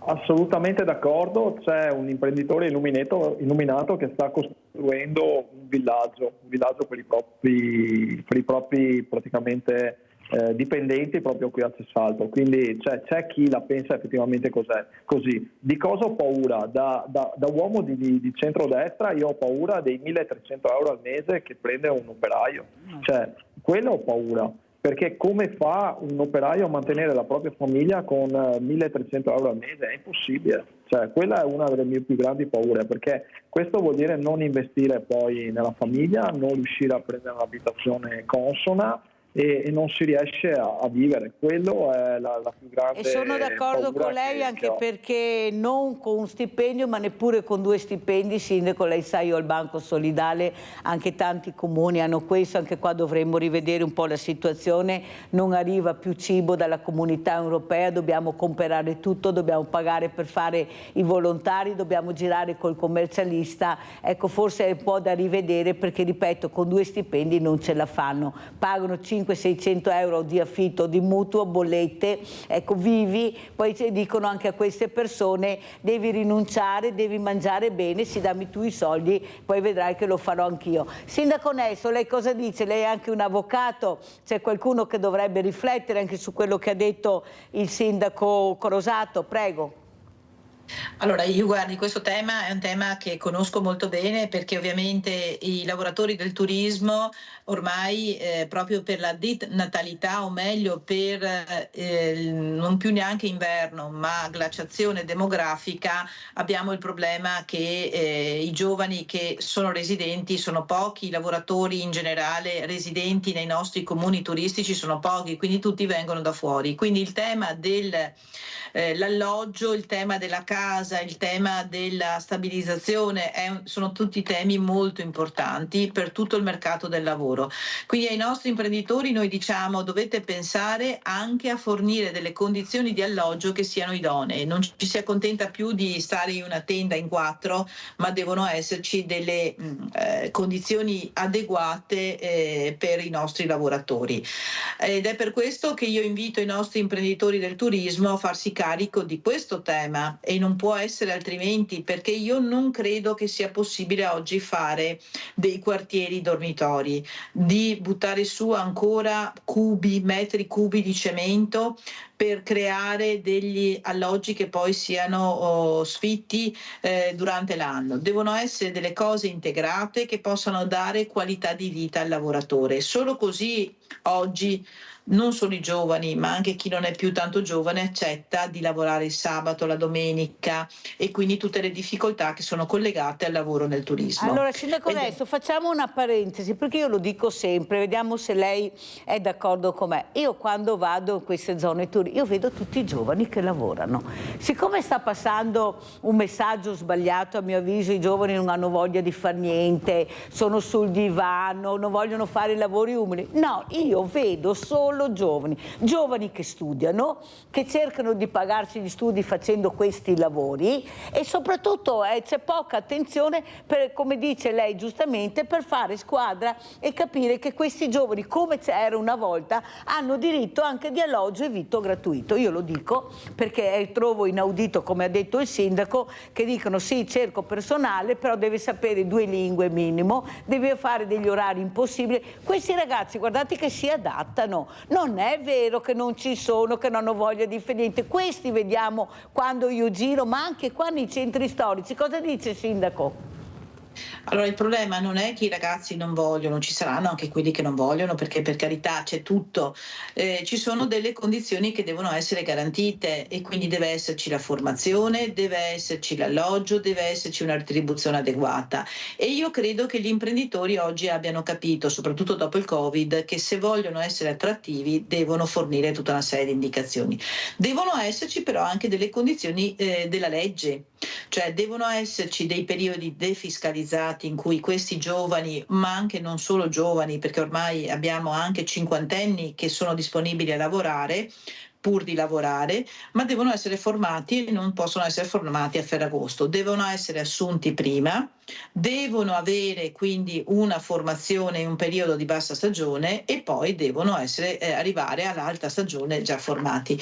Quindi ritengo che ci sia un insieme di condizioni che debbono essere garantite. Devono esserci la defiscalizzazione, deve essere garantito il mutuo, perché se una persona lavora nel mondo del turismo deve avere comunque garantita almeno un certo reddito, devono esserci delle condizioni di lavoro adeguate, quindi il tema del lavoro è un tema complesso che deve essere visto a 360 gradi, non soltanto dai lavoratori, non soltanto dai sindacati, non soltanto dagli enti pubblici, non soltanto dall'imprenditoria. Deve esserci un tavolo costituito e qui l'ente che deve farsene carico non può essere solo la regione, ma anche la regione, deve essere lo Stato, non solo lo Stato, non devono essere solo i sindacati. È la complessità di oggi, ma è la grande sfida del domani, perché se oggi noi non troviamo delle regole buone, certe, per tutto il tema del lavoro, credo che falliremo la nostra mission. Per quanto riguarda un sindaco che si occupa di turismo, come è il sindaco della prima spiaggia d'Italia, cioè io lo sto dicendo a 360 gradi, deve esserci un'interazione tra tutti, allora garantiamo dei buoni contratti, delle buone condizioni.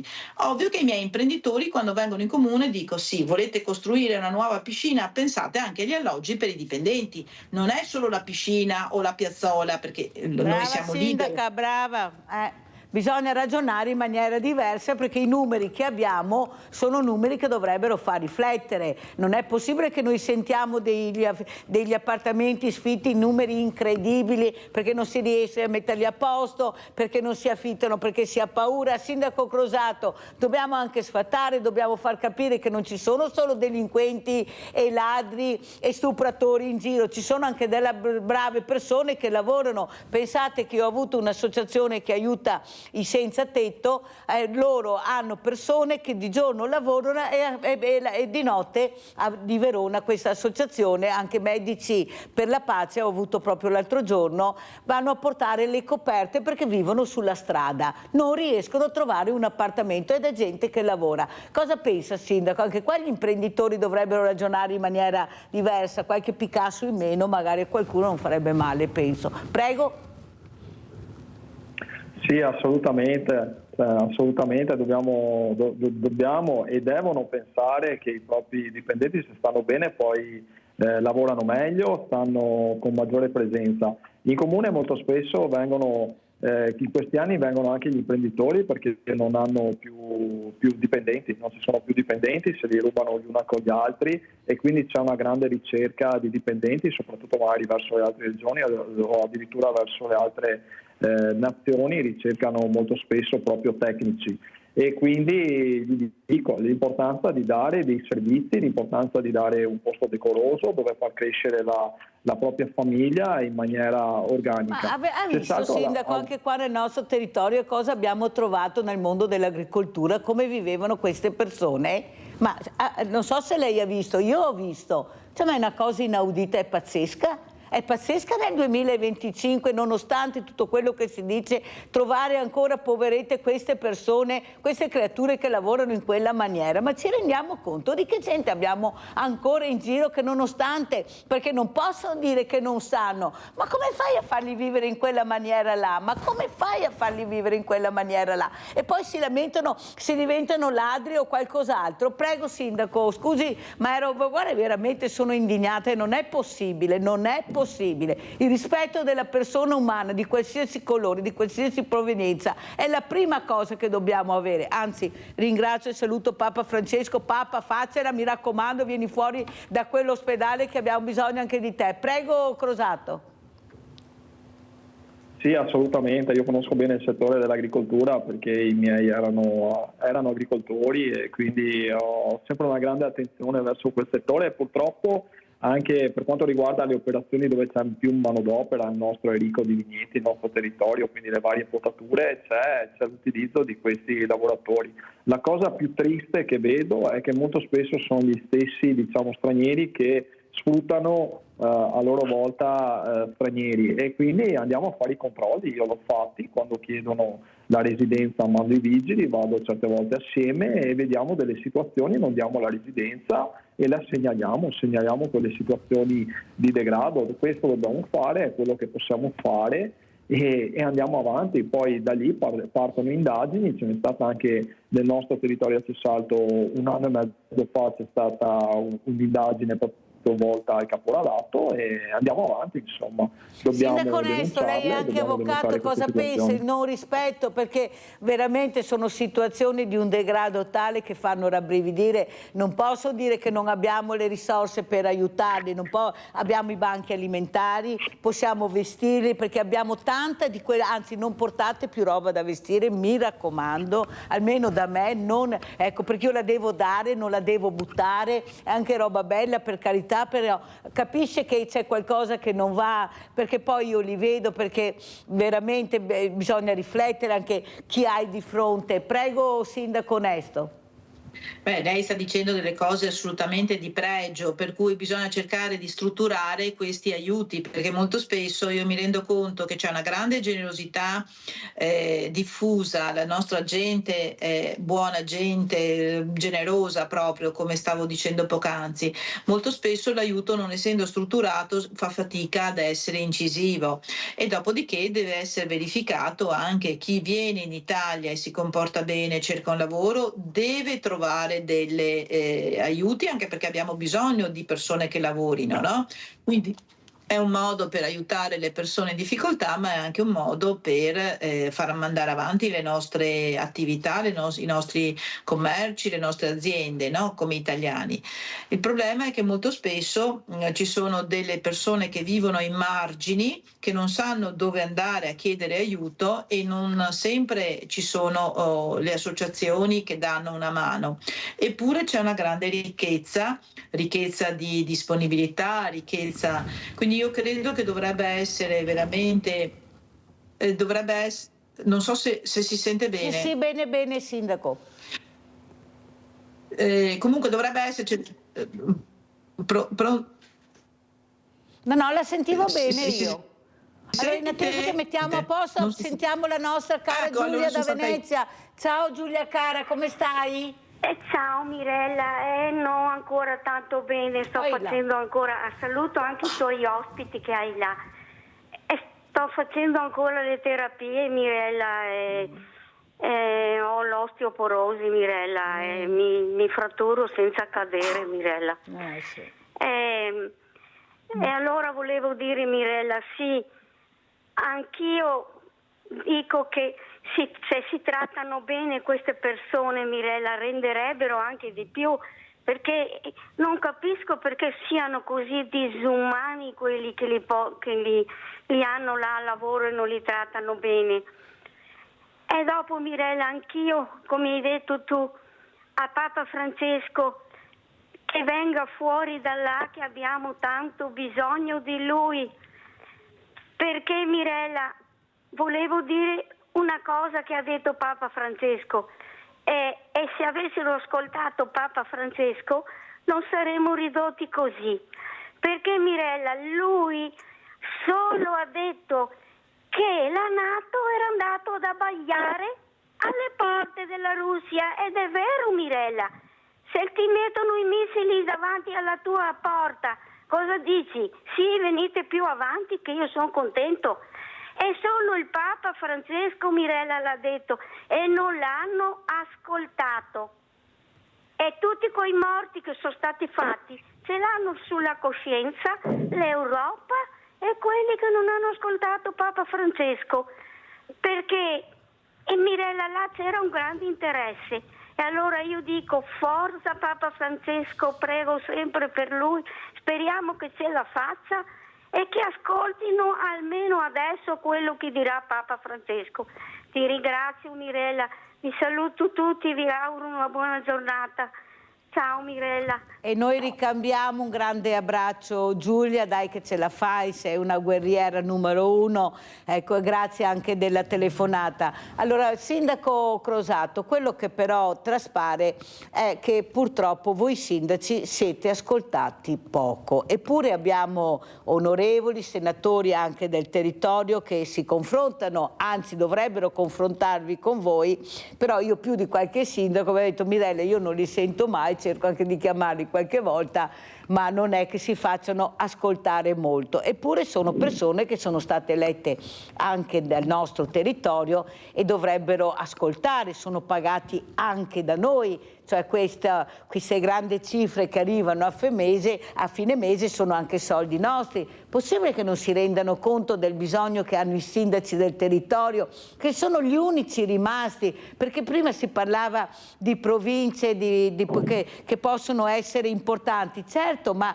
noi abbiamo bisogno anche di competenze all'interno delle strutture, abbiamo bisogno di gente preparata, non con la pedata perché figlia di nipote di concorso, tutto legale per carità, ma andiamo a verificare poi come sono i bandi che non si riescono a fare, che sono difficilissimi. Ecco, prego la Regione di farli più semplici per cortesia, questi bandi che ci fanno andare fuori di testa.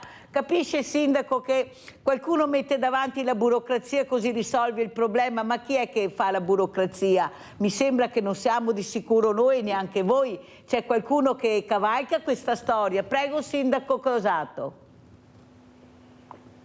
Sì, io vedo però che spesso quando magari vado a suonare o chiamo chi ha fatto l'amministratore pubblico, chi ha fatto il sindaco, il consigliere, ha una responsabilità e quindi è sempre più facile da interagire con questi rispetto agli altri che magari hanno carriere importanti oppure hanno percorsi politici a livello nazionale, però poi quando vai a suonare non rispondono. Quindi credo che anche quando il cittadino va a votare di premiare quei amministratori che hanno fatto tutti i vari passaggi. Ma se non li troviamo nel listino, lei ha mai visto che troviamo persone che noi avremo piacere? No, non so, voi almeno vi votiamo, ma da altre parti troviamo l'elenco bello preparato, sappiamo neanche chi sono a volte. Prego, sindaco, parentesi. Questo hai perfettamente ragione, Mirella.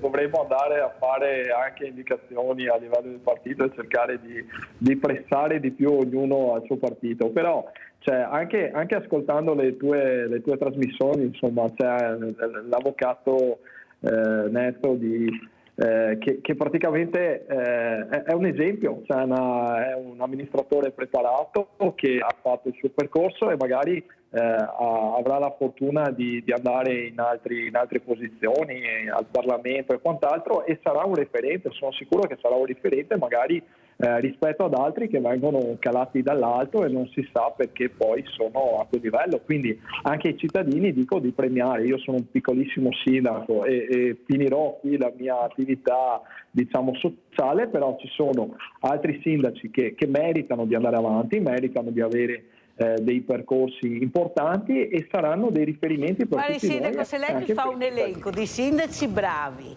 che sanno benissimo le segreterie, che hanno lavorato bene, che sono andati avanti, sono arrivati a Roma, io le dico grazie. Mi mandi l'elenco che io lo leggo tutto. Mi mandi l'elenco se lei ce l'ha, perché io non ce l'ho. Se ho un nome, se ce l'ho, uno, due, forse due, ma sono anche incerta sul due. Se lei ce l'ha, guardi, me lo mandi, perché io sarei strafelice di dire questi nomi. Abbiamo Giusy da Dosson, vai Giusy. Ciao Mirella, buongiorno ai tuoi ospiti. Volevo chiedere una cosa ai tuoi ospiti, ai sindaci. Chi dà i permessi per costruire questi supermercati, che certi sono vicini a 1 chilometro uno dall'altro? E con questi parcheggi asfaltati che quando piove, sindaci, no, l'acqua deve correre in qualche posto, e allora vengono queste alluvioni su queste case, su queste strade. Non ci sono più prati, non c'è più verde. Ma fermatevi, per favore, fermatevi, perché i supermercati che vanno di più sono quelli che vendono stracci e alimentari. Non si può andare avanti così, perché siamo pieni di tutto, sindaci, siamo pieni di tutto. Fermatevi con questo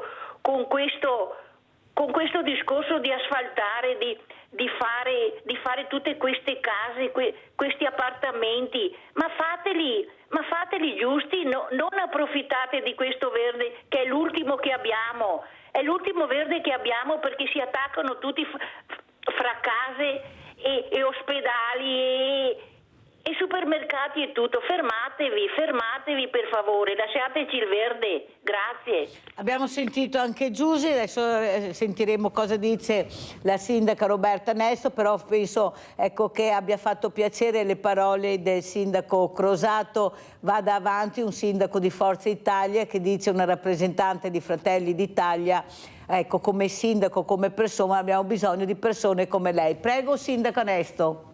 Allora, ringrazio il collega che mi ha, candidata. Io appartengo oggi a una tessera della Lega e ho avuto nel passato... Lega, non è più Fratelli d'Italia, sì. Ho fatto confusione io. Mai stata, allora Lega. Comunque Lega, Forza Italia, allora. Allora, io ho avuto la tessera di Forza Italia con Berlusconi e quindi parecchi anni fa sono stata... vedi che mi ricordavo qualcosa. Consigliere dell'allora provincia di Venezia per conto del PDL, quindi insomma in qualche modo ho fatto parte di un centrodestra e continuo a far parte del centrodestra. Io ritengo che c'è stata un'assemblea ANCI nell'ottobre-novembre di quest'anno scorso, del 24, in cui praticamente, non dico che 8.000 sindaci c'erano, ma ce n'erano almeno 5.000.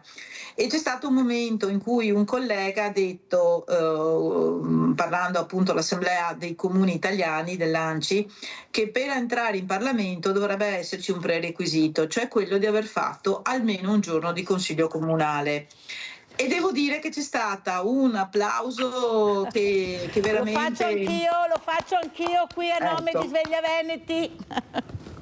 Credo che effettivamente ci sia bisogno di fare un cursus honorum, un percorso, una formazione prima di entrare a far parte di certi consessi, e credo che questo oggi venga chiesto da tutte le forze sociali della nostra Italia, no? Quindi adesso io non dico devi necessariamente aver fatto il sindaco, io dico però una cosa, che faccio fatica a pensare di non fare il sindaco, quindi ci sono un po' in controtendenza, cioè nel senso, il ruolo più bello che può capitare a chi fa politica è quello di fare il ruolo più bello, quello del sindaco, perché tu riesci ad essere a supporto della gente, a dare risposte, a entrare nella stanza dei bottoni, sindaco, consigliere di maggioranza, assessore, cioè dico insomma sindaco per brevità, tu puoi veramente, se lo fai seriamente. Io sono sindaco da 10 anni, quindi sento tutta la fatica. Oggi quando mi vedo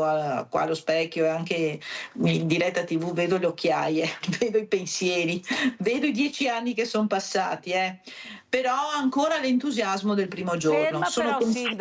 Però il sindaco Crosato ha detto un'altra cosa importante, un po' di aria fresca, sindaco, ha fatto 10 anni là, cambiamo poltrona, andiamo in una poltrona dove lei potrà essere molto di supporto e di aiuto a quel sindaco che prenderà il suo posto, perché ha capito i problemi, li ha vissuti, sa di cosa avrà bisogno il prossimo sindaco. Sbaglio, Crosato?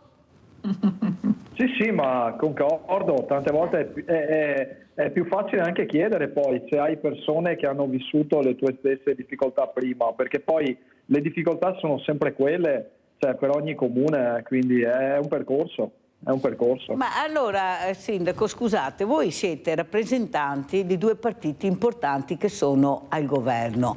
È mai possibile che io cerco, dite, a parte qualche raro caso, di far capire a questi onorevoli, a questi senatori, anche agli europarlamentari, che abbiamo bisogno di più trasparenza su quello che fanno, perché noi di quello che fanno non sappiamo mai niente. Allora, l'Europa è colpa dell'Europa, è colpa tutti addosso all'Europa, ma all'Europa quando si firma mi sembra che ci siamo anche noi, o sbaglio? A Roma, quando si va in Senato, alla Camera e poi in Parlamento per le leggi, sono i nostri che firmano, o sbaglio? Vogliono per cortesia raccontare veramente bene come siamo messi, dove vanno a finire tutta quella marea di soldi che arrivano, che non sappiamo, perché loro dicono sempre non abbiamo le risorse. Però adesso 800 miliardi per armare l'Europa si trovano. Ripeto che veramente noi che viviamo in questo paese dove abbiamo bisogno di tutto e di tanto come anche altri paesi, rimaniamo esterrefatti. Ma come non riesce a dare un stipendio adeguato ai sindaci, un supporto a questi amministratori, però le risorse le trovate, per il cemento quarta, quinta corsia si trovano, per tante altre cose non voglio far polemica ma li abbiamo trovati. Allora volete dire per cortesia quanti soldi arrivano e come li destinate? Perché sono soldi nostri, sono soldi pubblici. Prego, Sindaco Crosato.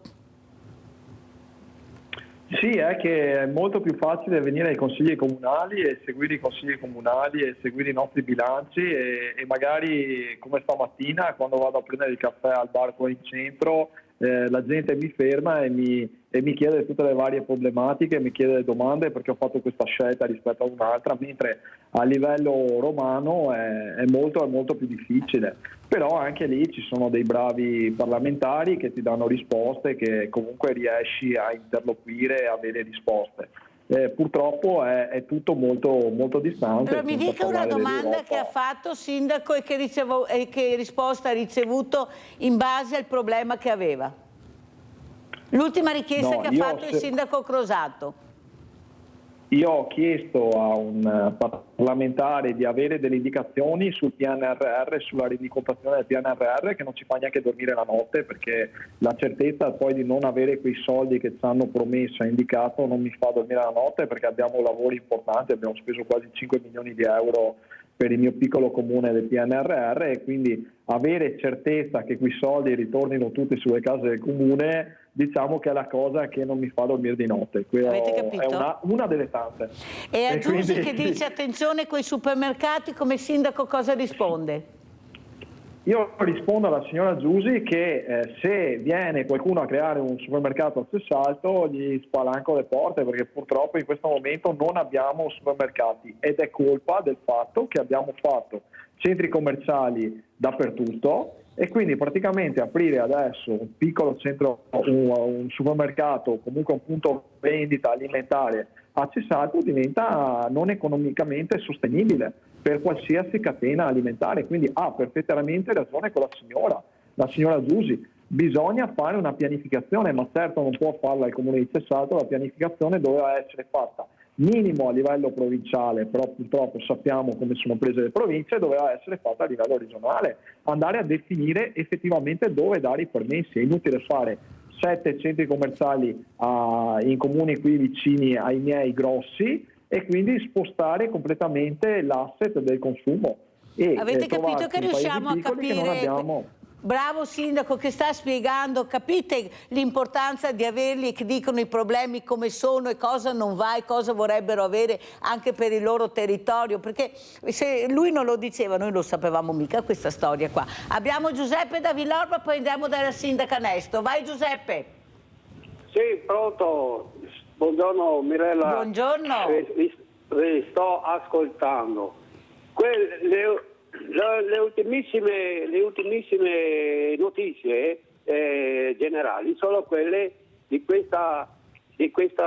dell'Europa, della von der Leyen, come si chiama, non conosco l'inglese, che dice 800 miliardi per riarmare noi europei, ma quella è fuori di testa. La Russia non fa la guerra a nessuno. Adesso sta facendo sta guerra con l'Ucraina perché si sono attaccati lì quei confini affari loro, ma la Russia non viene né a Parigi né a Londra e né a Roma, ma la vogliono capire, ma ci vogliono ubriacare con questi discorsi. 800 miliardi li tiri fuori lei dalla sua tasca, noi non dobbiamo spendere quei soldi, la Russia non viene qua, anzi è stato il contrario nella storia, siamo andati noi di là. Grazie e arrivederci. Grazie a te Giuseppe. Allora sindaca Nesto, rispondiamo all'ultima domanda che avevamo fatto, anche Giusy voleva la risposta a quello che ha detto il sindaco Crosato e quello che ha detto Giuseppe da Villorba, che penso che Salvini, anche lui ha detto che non è per niente d'accordo con questi armamenti rispetto invece a Tajani e sembra anche a Fratelli d'Italia con Crosetto. Prego sindaca Nesto. Allora guardi, io cerco di mettere un po' in fila tutti i ragionamenti che abbiamo fatto finora. Io sono stata ieri a Roma e tra l'altro ho parlato direttamente con il ministro Salvini e ha fatto un intervento sul balneare italiano, però di striscio ha anche affrontato il tema degli armamenti. Allora auspichiamo veramente che non ci siano risorse così importanti drenate su questo fine. Io confido e anche il ministro ieri l'ha detto, che ci sia la pace, che non ci sia bisogno di drenare tutte queste importanti risorse in questo filone. E quindi francamente la posizione della nostra von der Leyen è finalizzata a cercare di battere un colpo perché l'Europa conti, però forse non è questo lo strumento. Comunque diciamo che drenare tutte queste risorse diventa veramente un grosso problema, perché ci mancherebbero in tante altre attività che per noi sono fondamentali. Quindi sicuramente la mia posizione è di grande personale, di grande perplessità e di contrarietà rispetto a questo fine, enfatizzato dalla von der Leyen. Per quanto riguarda invece i supermercati e la necessità di una regia che deve essere sovracomunale, come il collega poc'anzi ha detto, è un altro dei temi che si ricollega a quello che avevo detto prima. La mancanza di un ente di coordinamento, che erano le province, che sono state abolite, ma non è stato sostituito questa regia sovracomunale, si evidenzia in tutti i settori. Questo è un altro esempio. Io avevo fatto l'esempio in positivo delle gare, dell'ufficio provinciale che segue le gare. La mancanza della provincia si ripercuote nel fatto che non c'è un coordinamento territoriale. Quindi abbiamo supermercati a iosa in certi comuni, tipo San Donà, e abbiamo delle situazioni poi che gli esercizi di vicinato, cioè i piccoli supermercatini che erano quelli che erano il tessuto sociale delle nostre comunità, poi mancano.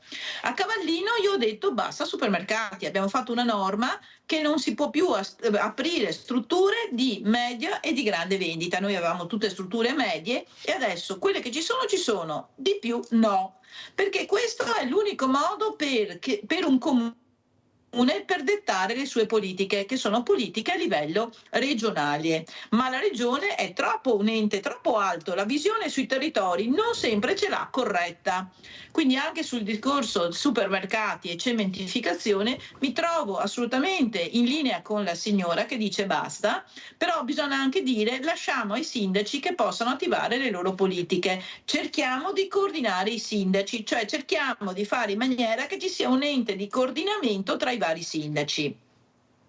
Per quanto riguarda quindi questi temi, credo che veramente noi oggi come sindaci lamentiamo una politica poco attenta nella gestione dei nostri territori.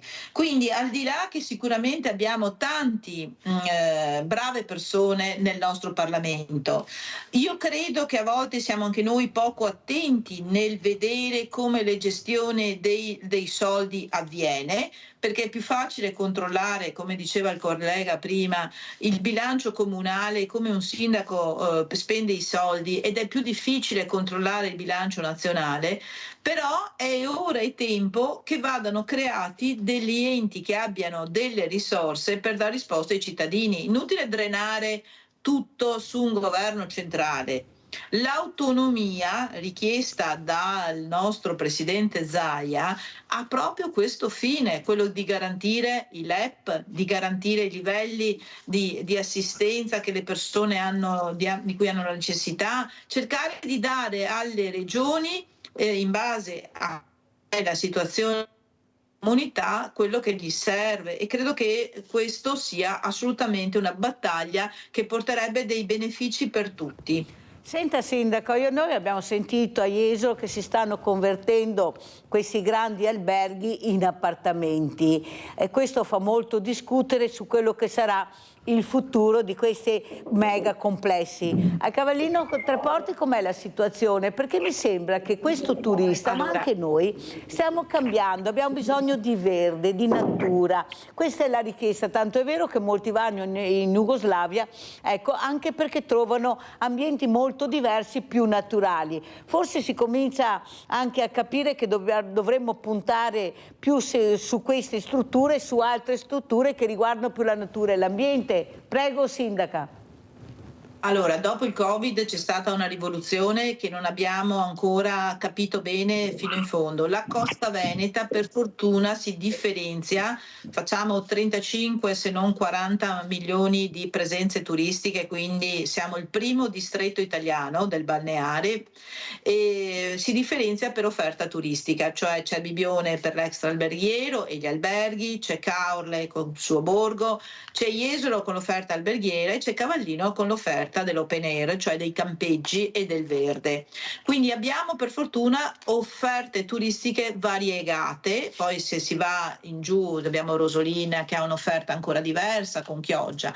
Quindi io credo che sia fondamentale mantenere delle offerte turistiche diversificate, adeguate alle varie tipologie di clientela, perché se facciamo tutto uguale perdiamo la scommessa, cioè noi dobbiamo essere diversificati per poter avere i vari settori, le varie offerte che sono normali e che tutti noi cerchiamo, perché a volte ci capita di andare in campeggio, a volte ci capita di andare in albergo, a volte vogliamo l'extra alberghiero.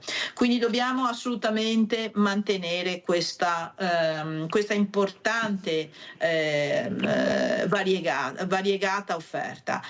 Ovviamente il mercato cambia, i gusti cambiano, la gente vuole spazio, vuole una qualità del servizio diversa, quindi è su questo che noi dobbiamo tararci. Devono esserci tutte le tipologie. Allora, Cavallino rimarrà open air, rimarrà extra alberghiero, non abbiamo intenzione di aumentare l'offerta nell'alta stagione, ma di rafforzare l'offerta nella bassa stagione, per avere quindi più diversificato, più qualità e anche per offrire ai nostri lavoratori un periodo lavorativo più lungo, perché così consente di superare quei problemi sociali che sono connessi ad una stagionalità breve. Per quanto riguarda Jesolo sta pensando ad una riqualificazione delle strutture alberghiere e questo è sicuramente molto molto positivo, perché se non si fa qualità si perde fette di mercato. Si perdono fette di mercato. Questa proposta di ci sono 2 o 3 situazioni, peraltro l'Alto Adige l'aveva già ipotizzata, l'aveva già provata e alcune scommesse in Alto Adige hanno avuto successo, alcune proposte, e altre sono un po' andate malamente. Io sto guardando l'esperimento di Jesolo con molto interesse, auguro che questo nuovo percorso possa trovare una sua soddisfazione. In che cosa consiste? Consiste sostanzialmente in 2 o 3 situazioni, quella di modernizzare le strutture alberghiere, questo è sicuramente positivo, sarebbe utile accorpare delle strutture troppo piccole, perché strutture con poche camere non riescono oggi a reggere il mercato, quindi a innovarsi, a offrire servizi adeguati, quindi un aggregarsi di più hotel sicuramente potrebbe essere positivo.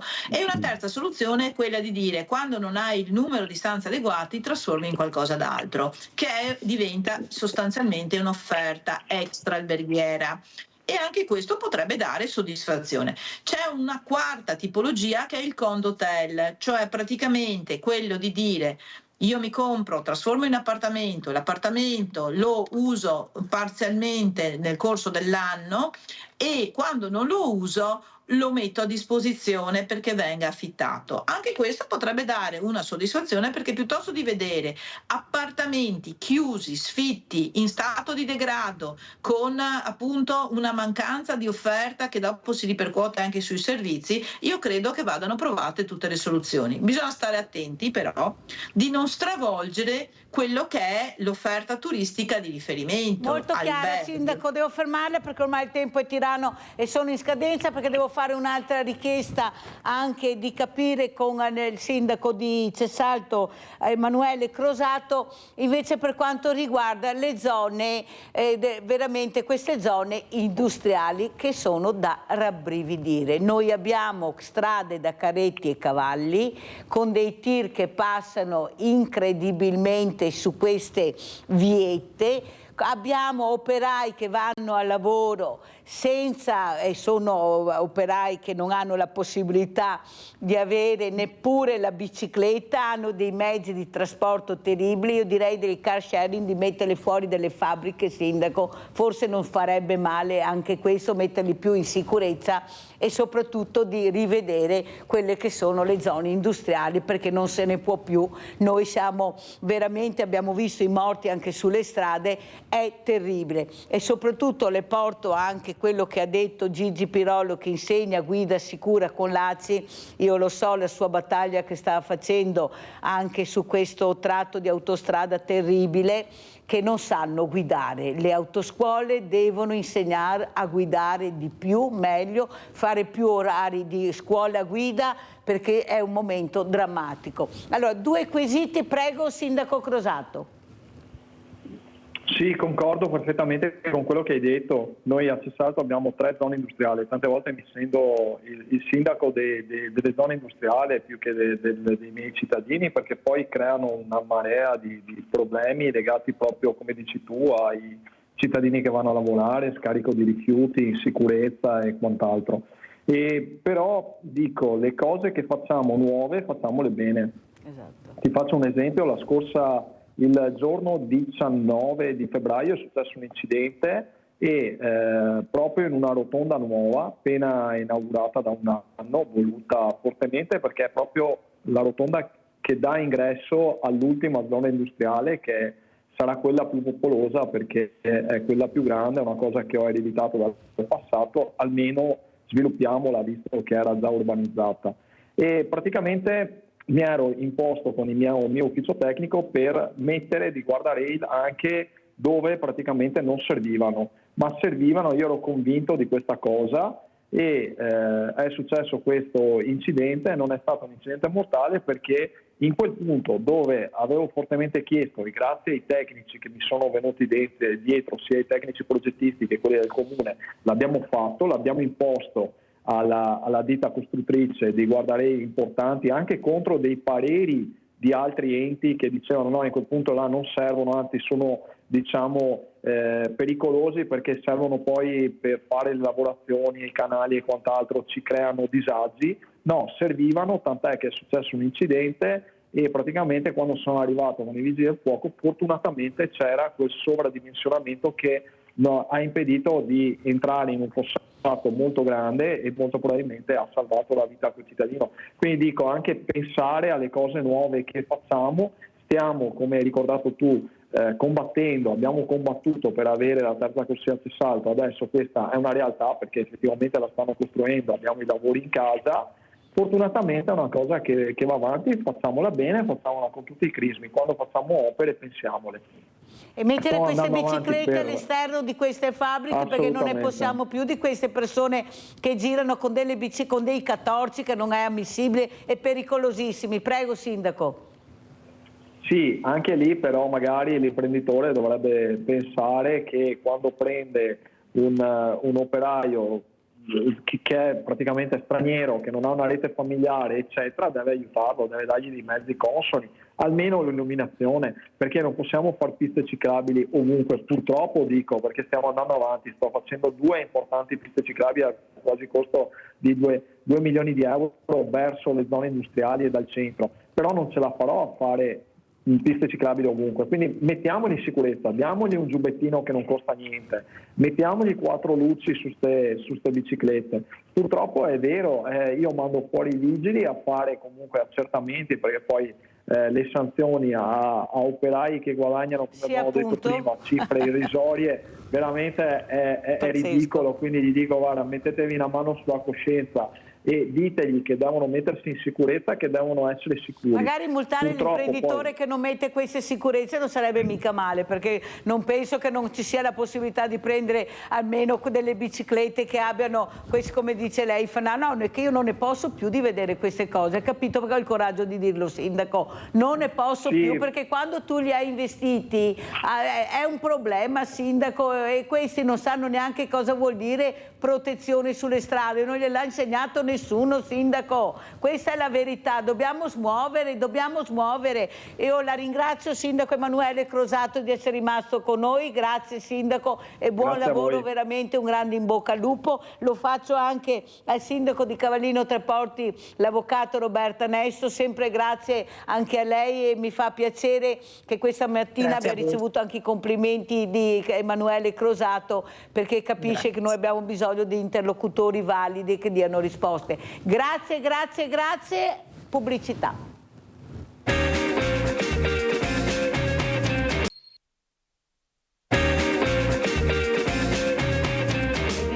Altri graditissimi ospiti, altri 2, poi ce ne sarà una terza anzi. Vicino alla Mirella c'è il tenente colonnello Pedroni Antonio, che presenta questo libro, La mia di Africa, eccolo qua, non la mia Africa, la mia di Africa, che è completamente diverso, i racconti del padre, e poi lo spiegherà. Saluto anche Fabio Dal Carobbo, che veramente questo presenta un libro che fa molto riflettere.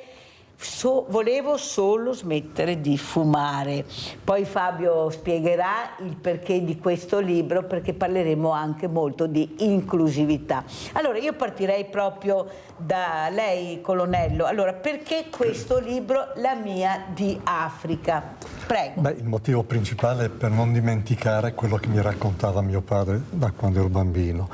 Poi, siccome aveva fatto anche delle fotografie, ricordo che da piccolo erano bellissime le foto, alcune mi facevano paura perché c'erano delle scene piuttosto cruente, e quindi per che non andassero persi questi racconti di un operaio in Africa, non un soldato, ecco, quando vediamo le foto adesso, mi faceva un po' paura, e quindi ho raccontato ho scritto quello che lui mi raccontava. Non ho romanzato nulla perché non c'era da romanzare, era già abbastanza romanzato, e in più ho aggiunto le fotografie, queste che si vedono.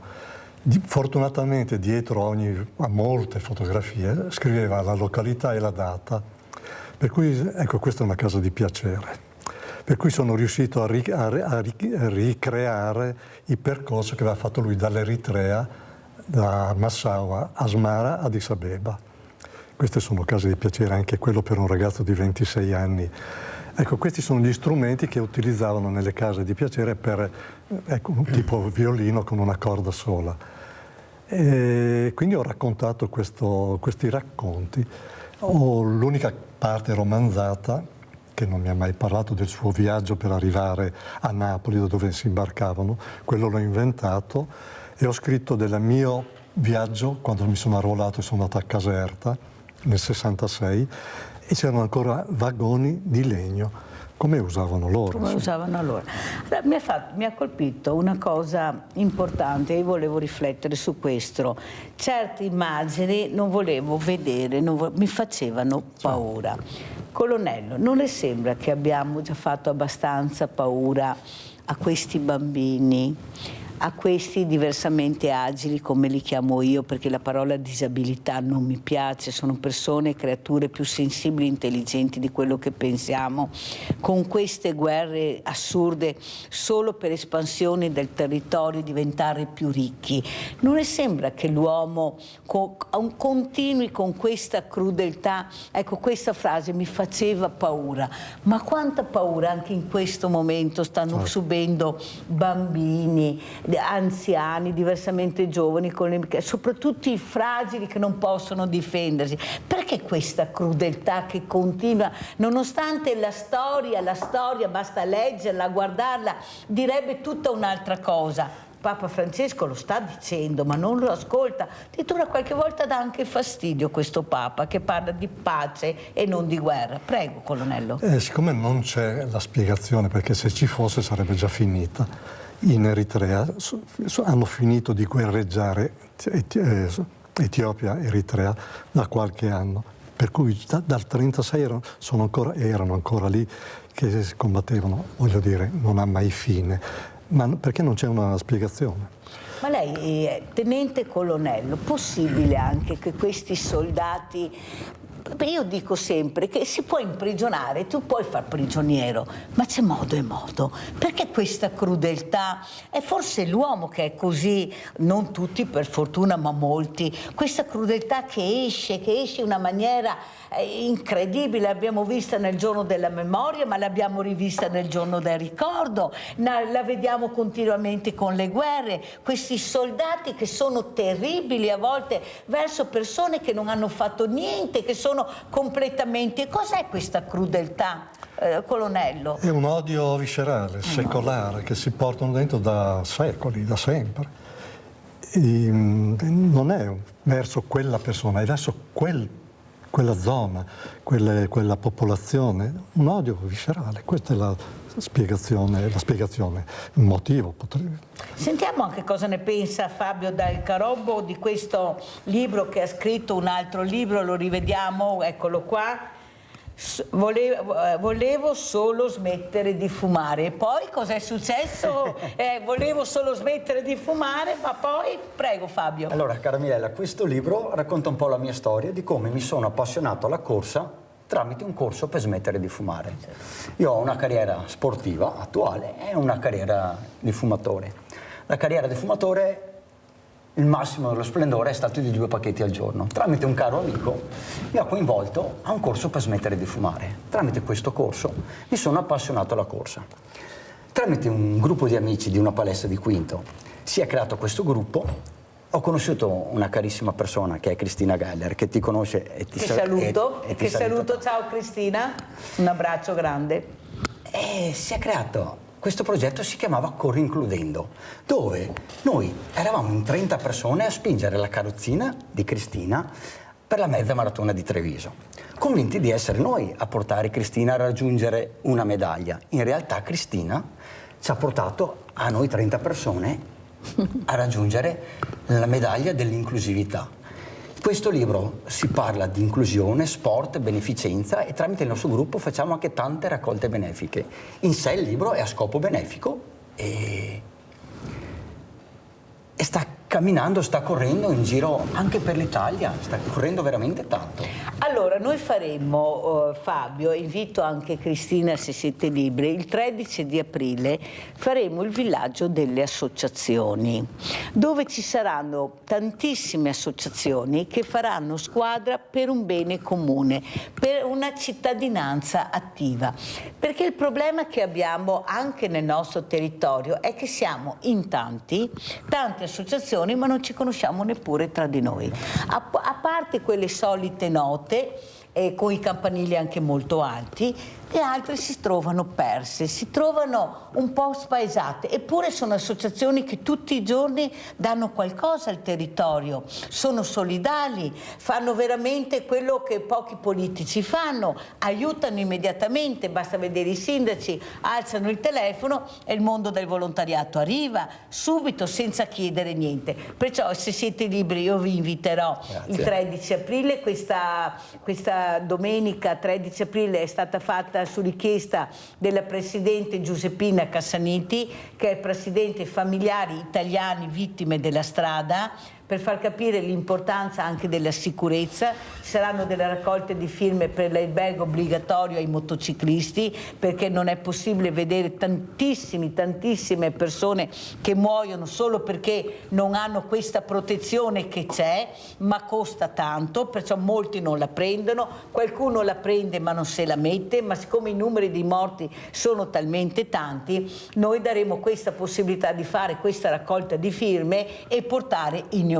Siccome in Italia non è stato recepito, dove la Presidente Cassaniti aveva raccolto, pensate, più di 55.000 firme per portare avanti queste sicurezze agli automobilisti, allora adesso si andrà in Europa. Perciò, se siete liberi, ve lo dico ufficialmente, sarete invitati a questa domenica importante. Colonnello, cos'è la sicurezza per lei? Lei che ha un bagaglio di esperienze, cosa vuol dire essere sicuri? Noi non riusciamo più a capire, ma c'è la sicurezza? No, perché i morti sul lavoro sono tantissime, le guerre ne fanno tantissime, l'uomo ne fa tantissime. Cosa sta succedendo? Dove troviamo la sicurezza? Mi verrebbe da dire, in primis, non usando il cellulare in macchina, ma non lo dirò. Cioè, voglio dire, le disattenzioni si pagano, e in macchina è molto facile. Non è vero che io sono sicuro, guardo il cellulare, guardo anche fuori.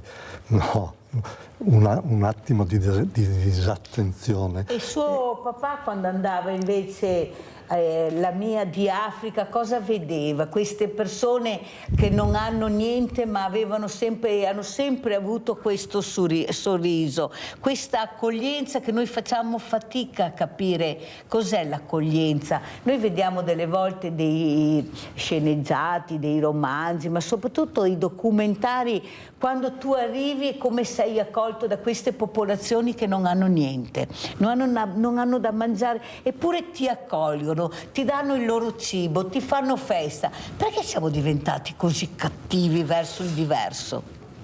Non tutti, non tutti. Loro, per esempio, l'ospite è sacro, in alcune culture ancora. Per cui l'ospite, in quanto bianchi, in quanto in Africa, erano ospiti, e quindi prima mangiavano loro, l'ospite, e poi se rimaneva. Cioè è proprio un rapporto diverso tra individui diversi in questo caso, ma l'ospite è sacro, punto.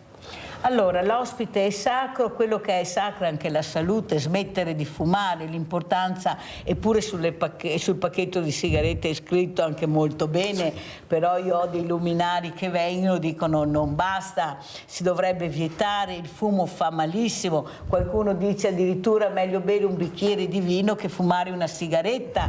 Ecco, cosa è capitato che avevi deciso di smettere di fumare? Allora, sono andato a questo corso solo per accontentare papà, nessun altro motivo mi aveva... Hai un papà veramente tosto. Questo libro sta creando veramente, adesso stai parlando di inclusione, sta allacciando tante cose. Adesso ti racconto questa cosa semplicissima e bellissima che è successa 10 minuti fa. Il tenente colonnello Antonio l'ho conosciuto 10 minuti fa. Mio padre, un ex maresciallo dell'aeronautica, era un suo collega. Ecco, quindi è una cosa incredibile. Il filo di Arianna di Sveglia Veneti, vedete il filo di Arianna che unisce i miei ospiti sempre, comunque, lo sapete voi, prego. Adesso che parliamo anche, che il signor Antonio parlava di cellulari, in questo libro si vuole mandare anche un messaggio ai ragazzi, ma a tutti, sull'uso intelligente dei social. Questo libro è nato dai social. Io nel mio piccolo, in 20 anni di corse, ho un mio piccolo medagliere. Mi piace dopo una corsa, quando ho appeso la medaglia, fare una foto e metterla nei social. Sappiamo che i social servono per litigare, per far provare emozioni, per esprimere un sentimento. Ho messo questa foto con scritto dietro ogni medaglia un'emozione, dietro ogni medaglia una storia da raccontare. Cinzia, che è qui con noi, una cara amica di famiglia, mi tagga in privato dicendomi: Fabio, e se queste storie le raccontassimo in un libro? E allora lasciamo il posto a Cinzia, allora diciamo a Fabio di accomodarsi, facciamo entrare Cinzia perché il tempo purtroppo è tiranno, Cinzia Zavan, che ha scritto il libro, bravo, prego Cinzia, eccola qua. Perché noi facciamo tutto in poco tempo ma riusciamo a fare tutto e tanto. Allora Cinzia, il perché è giusto adesso, è giunto il momento di mettere nero su bianco. Prego Cinzia. Quindi io seguo Fabio nelle sue corse eccetera, benefiche anche tra l'altro, e nel momento in cui vedo che su questo tipo di gare includono anche persone come la Cristina e come tante altre persone eccetera, là mi sono un po' incuriosita. Allora ho fatto la proposta appunto a Fabio, ho detto: ma se al limite scriviamo appunto la tua storia evolutiva sia personale che sportiva eccetera, ma toccando temi di questo tipo come l'inclusione, che non è solo per persone diversamente abili ma anche per persone di qualsiasi età, come lo sport, che può integrare persone giovani ma come persone che hanno una certa età, anzi lo sport fa bene sempre. E al momento Fabio ha detto: ma cioè, scrivere un libro su di me, cioè insomma non cosa è che interessi, anche se può scrivere magari 3 libri, cosa scrivo? Molto. Ho detto: tu non devi preoccupare, ci penso io. Però ho detto, cioè, quello che ti chiedo è solo che questo libro corra e che sia a scopo benefico. Che bello. Senti Cinzia, perché scrittrice? Beh, io non è che mi definisco proprio scrittrice, diciamo che nel tempo ho scoperto il talento forse di saper scrivere e di dare voce anche a persone che avevano alcuni problemi da rendere pubblici. Cioè, io ho cominciato con le storie per bambini, con i miei figli che andavano a scuola, e questi testi venivano seguiti a scuola. Tutti avevano una certa morale e andavano sempre a puntare su dei valori, che di questi tempi i valori, insomma, mi sembra che sono messi in discussione. Esatto, quindi rispetto, generosità, pensare anche agli altri, eccetera. E questa è stata sempre la mia filosofia. Nel tempo ho capito che questo, tra virgolette, era il mio dono, mettiamolo così, e ho voluto metterlo a disposizione degli altri, perché io non ho mai fatto niente per lucro e quindi ho chiesto: vuoi che scriviamo questo libro? Sì, lo facciamo a scopo benefico per le associazioni, per le persone che ne hanno bisogno, per i comuni che ne fanno richiesta, eccetera. E sta avendo successo più di quello che noi pensavamo, sinceramente. Ecco, quello che mi ha colpito di Cinzia Zavan è l'umiltà. Lei sa che sa scrivere e sa che scrive anche bene. Non a caso il libro sta andando bene.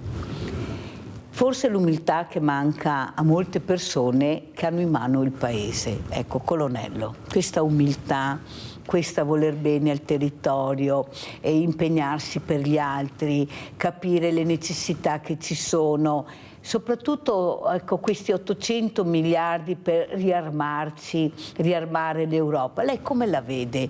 Lei vive in Italia, vive qui, è andato in Africa, vede com'è la situazione. Cosa dice? Ecco, cosa ha pensato quando ha sentito queste notizie? E l'umiltà che manca, ecco, la parola, l'etica, ecco, queste parole che danno il senso del valore della persona. Prego, Colonnello. Ma mi riaggancio al territorio, per esempio, davvero stiamo massacrando il territorio. Non si può continuare a costruire, qui nel Veneto ma dovunque, il territorio rappresenta la nostra vita, voglio dire, noi viviamo sul territorio e quindi continuare a costruire grandi magazzini non ha senso. Eppure qualcuno che si ritiene più intelligente degli altri, evidentemente, decide che là ci vuole un altro supermercato, che là ci vogliono 2 altri. Non è possibile, ci vuole un limite e questo credo che dipende L'ha detto anche una dall'arroganza. telespettatrice prima, scusi se faccio questa Sì. parentesi, ma una persona ha telefonato, ha detto basta supermercati, non ne può. possiamo più.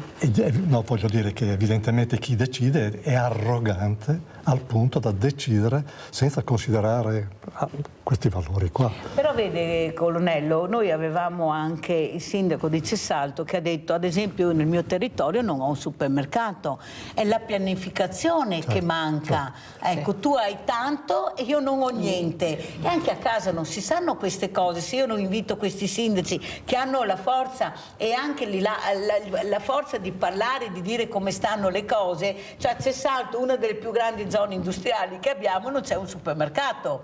Abbiamo i ragazzi, ecco, che diversi, come li chiamate voi a casa, che vanno a lavorare su queste grandissime industrie che non hanno neanche un mezzo adeguatamente sicuro. Sono biciclette, colonnello, non hanno neppure il fanale, neanche il giubbino. Allora il sindaco ha detto agli imprenditori, per cortesia comprate questi mezzi sicuri, mettete un gilettino. Ecco, perché manca questa sensibilità, colonnello, secondo lei? Se potessi direi perché non gliene frega niente, ma non lo posso dire. Ecco, non l'ho detto io stavolta, non l'ha detto la Mirella, ma l'ha detto il colonnello Pedroni, ecco, non a caso. È una preterizione, non l'avrei detto. No, ha fatto bene, perché io non ne posso più, perché poi diventano un pericolo anche per tutti noi, ha capito? Noi abbiamo strade da carretti e cavalli dove passano dei tiri incredibili, qui bisogna rivedere le zone industriali, altro che di fare quinta, sesta, settima corsia, chissà cosa, dobbiamo vedere le zone industriali. Ecco, un'altra cosa che volevo chiedere a Cinzia Zavà. La sensibilità di mettere nero su bianco quello che poi deve attirare quello che è la persona che legge, perché quel libro mi deve intrigare, se mi annoia dopo 2 pagine lo butto, non lo leggo più, e Silvia riesce a fare questo, perché dentro a quel libro che facciamo vedere, prego Cinzia, che ecco, non so se abbiamo anche le immagini dalla regia, è un libro che intriga perché dentro c'è tutto, c'è sport, c'è cultura, c'è rispetto, è molto importante quello che ha scritto Silvia, prego. Sì, diciamo che qua, oltre appunto la storia evolutiva, personale, sportiva, eccetera, di Fabio, lui praticamente diventa non solo protagonista, ma un filo conduttore di tante situazioni, e quindi si arriva a toccare temi come l'inclusione, ma bisogna fare anche una precisazione che ho fatto anche tante altre volte.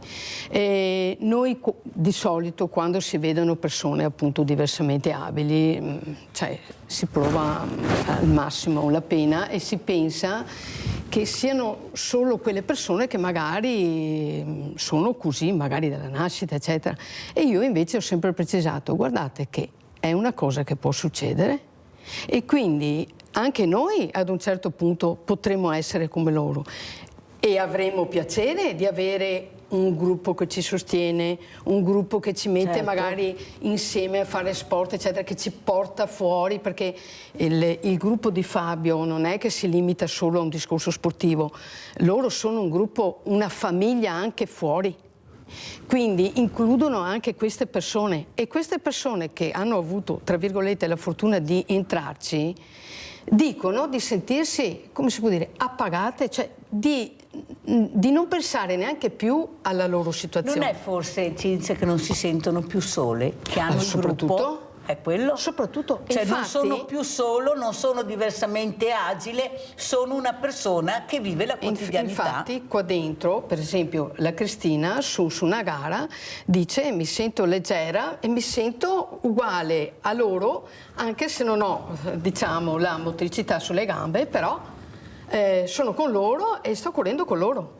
Allora io ringrazio Cinzia Zavà, scrittrice appunto che ha scritto questo libro Volevo solo smettere di fumare, che si accomoda alla poltrona, ritorna per i saluti Fabio dal Corobbo. Vedete che abbiamo un po' di tutto questa mattina, ma è bello così vivace come piace alla Mirella, perciò Stefano si siede qui per salutare. Allora colonnello, come salutiamo? Cosa vuole dire? Ricordiamo questo libro, La mia di Africa, facciamo vedere anche ancora le immagini, sono immagini che dovrebbero far riflettere a casa. Prego colonnello. No, io volevo dire che Per esempio, ci sono molti ragazzi che hanno dei nonni che raccontano delle loro avventure, della guerra principalmente. Dovrebbero scriverle queste avventure per non perdere il nostro passato. Mettere non un libro, ma scrivere questi racconti, perché col tempo poi ci si dimentica di tutto, invece non bisogna dimenticare. C'erano una volta i famosi diari, si scriveva il diario, adesso non si scrivono più. Si scrive i racconti che racconta il nonno. La storia della vita. Allora, cosa ne pensi, Fabio, di quello che hai sentito, di quello che abbiamo letto, questa conoscenza con questo grande uomo che hai voluto e hai avuto la fortuna di conoscere questa mattina, che usa il buon senso, usa la pacatezza per dire anche la sua rabbia che condivide con Mirella quando racconta queste cose. Ecco, cos'è la rabbia per una persona anche diversamente agile, se è da sola, che non riesce a difendersi, non riesce a uscire di casa, non riesce a fare niente? Certo. Prego. Sai cosa? Io con questo libro ho capito, noi diamo per scontato il fatto di ci svegliamo la mattina e ci alziamo. E lo diamo per scontato questa cosa, invece non è veramente una cosa scontata. E io ho capito che abbiamo questa fortuna e io voglio un po' regalarla questa fortuna agli altri, capito? Ma praticamente regalandola, regalo uno, mi torna indietro 1000. Dietro questo libro ci sono agganciate tante associazioni. Prima tu hai detto una cosa bella, che le associazioni tante non si conoscono. Questo libro sta correndo e sta conoscendo tante realtà. Qua c'è scritto, nell'ultima pagina del libro, c'è scritto: veloce perché siamo in chiusura. Il senso della vita è trovare il nostro dono. Lo scopo della vita è saperlo regalare. E io questo dono l'ho trovato, ma questo tramite l'aiuto del gruppo che abbiamo creato, che è il Quinto Senso Running Team, che ringrazio. E ringrazio anche tanto i miei amici che ci hanno dato una mano nel promuovere questo libro, proprio a farlo, che è la Giulia, la Grazia, Mirko, perché questo libro è nato veramente terra a terra. E sai cos'è la cosa più bella che mi ha lasciato questo libro, che mi sta dando? È l'orgoglio che vedo negli occhi dei miei genitori. E questa è la cosa che più mi sta ripagando di tutto. Allora, ti ringrazio di aver detto questo. Tu sai che io ho fatto un test ai ragazzi che vengono ospiti da Mirella, che studiano, studenti, giovani, e ho detto: cosa mettete ai primi 3 posti? Devo correre perché il tempo è tiranno. Famiglia, senta colonnello, famiglia, scuola e amicizia. Qualcuno pensava chissà cosa avrebbero detto questi ragazzi? Famiglia, scuola e amicizia. E con queste parole io ringrazio i miei ospiti, tenente colonnello Pedroni Antonio, ringrazio Fabio Dal Corobbo, scrittore anche, perché dentro di lui è un scrittore, assieme a Cinzia Zavan, scrittrice. Grazie, adesso andiamo a pranzo con la proposta di Mirella. Riso al cavolo. Per evitare che l'odore piuttosto forte del cavolfiore durante la cottura si propaghi per tutta la casa, mettete all'interno della pentola una fetta di pane con tanta mollica imbevuta di aceto o limone. Ingredienti per 4 persone: 350 grammi di riso, mezzo cavolo, 1 litro di brodo, 80 grammi di pancetta arrotolata, uno spicchio di aglio, una cipolla piccola a fettine, una carota, mezza costa di sedano, peperoncino, 3 cucchiai di olio extravergine d'oliva, sale. Tagliate a pezzetti il cavolo dopo aver eliminato le parti più dure.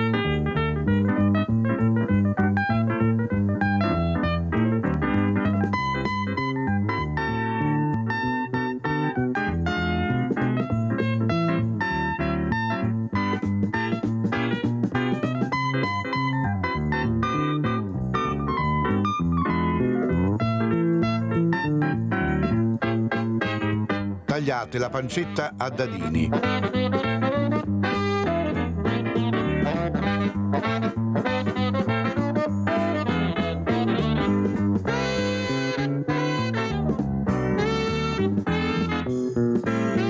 Fate un trito di aglio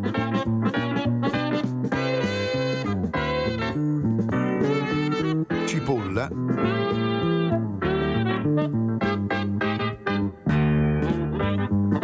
carota,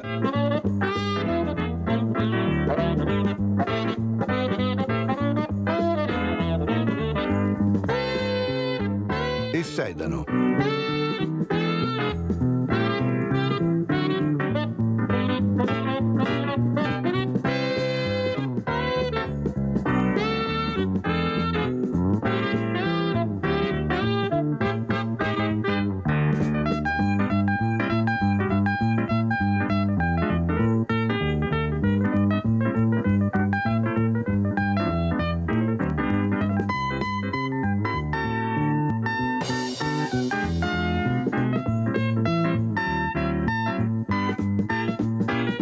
Mettete a rosolare in una padella 3 cucchiai di olio e il trito di aromi.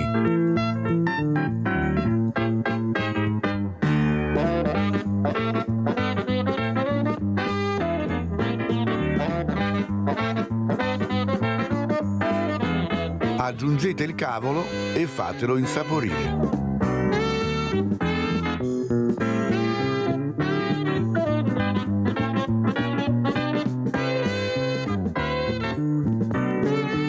Aggiungete il peperoncino a pezzetti. Versate il brodo e lasciate cuocere piano per 10 minuti. Aggiungete il riso, regolate di sale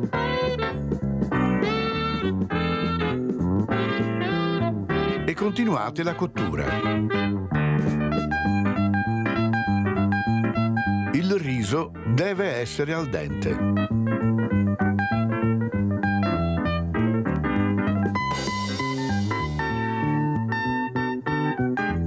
Servite la minestra calda e non troppo liquida.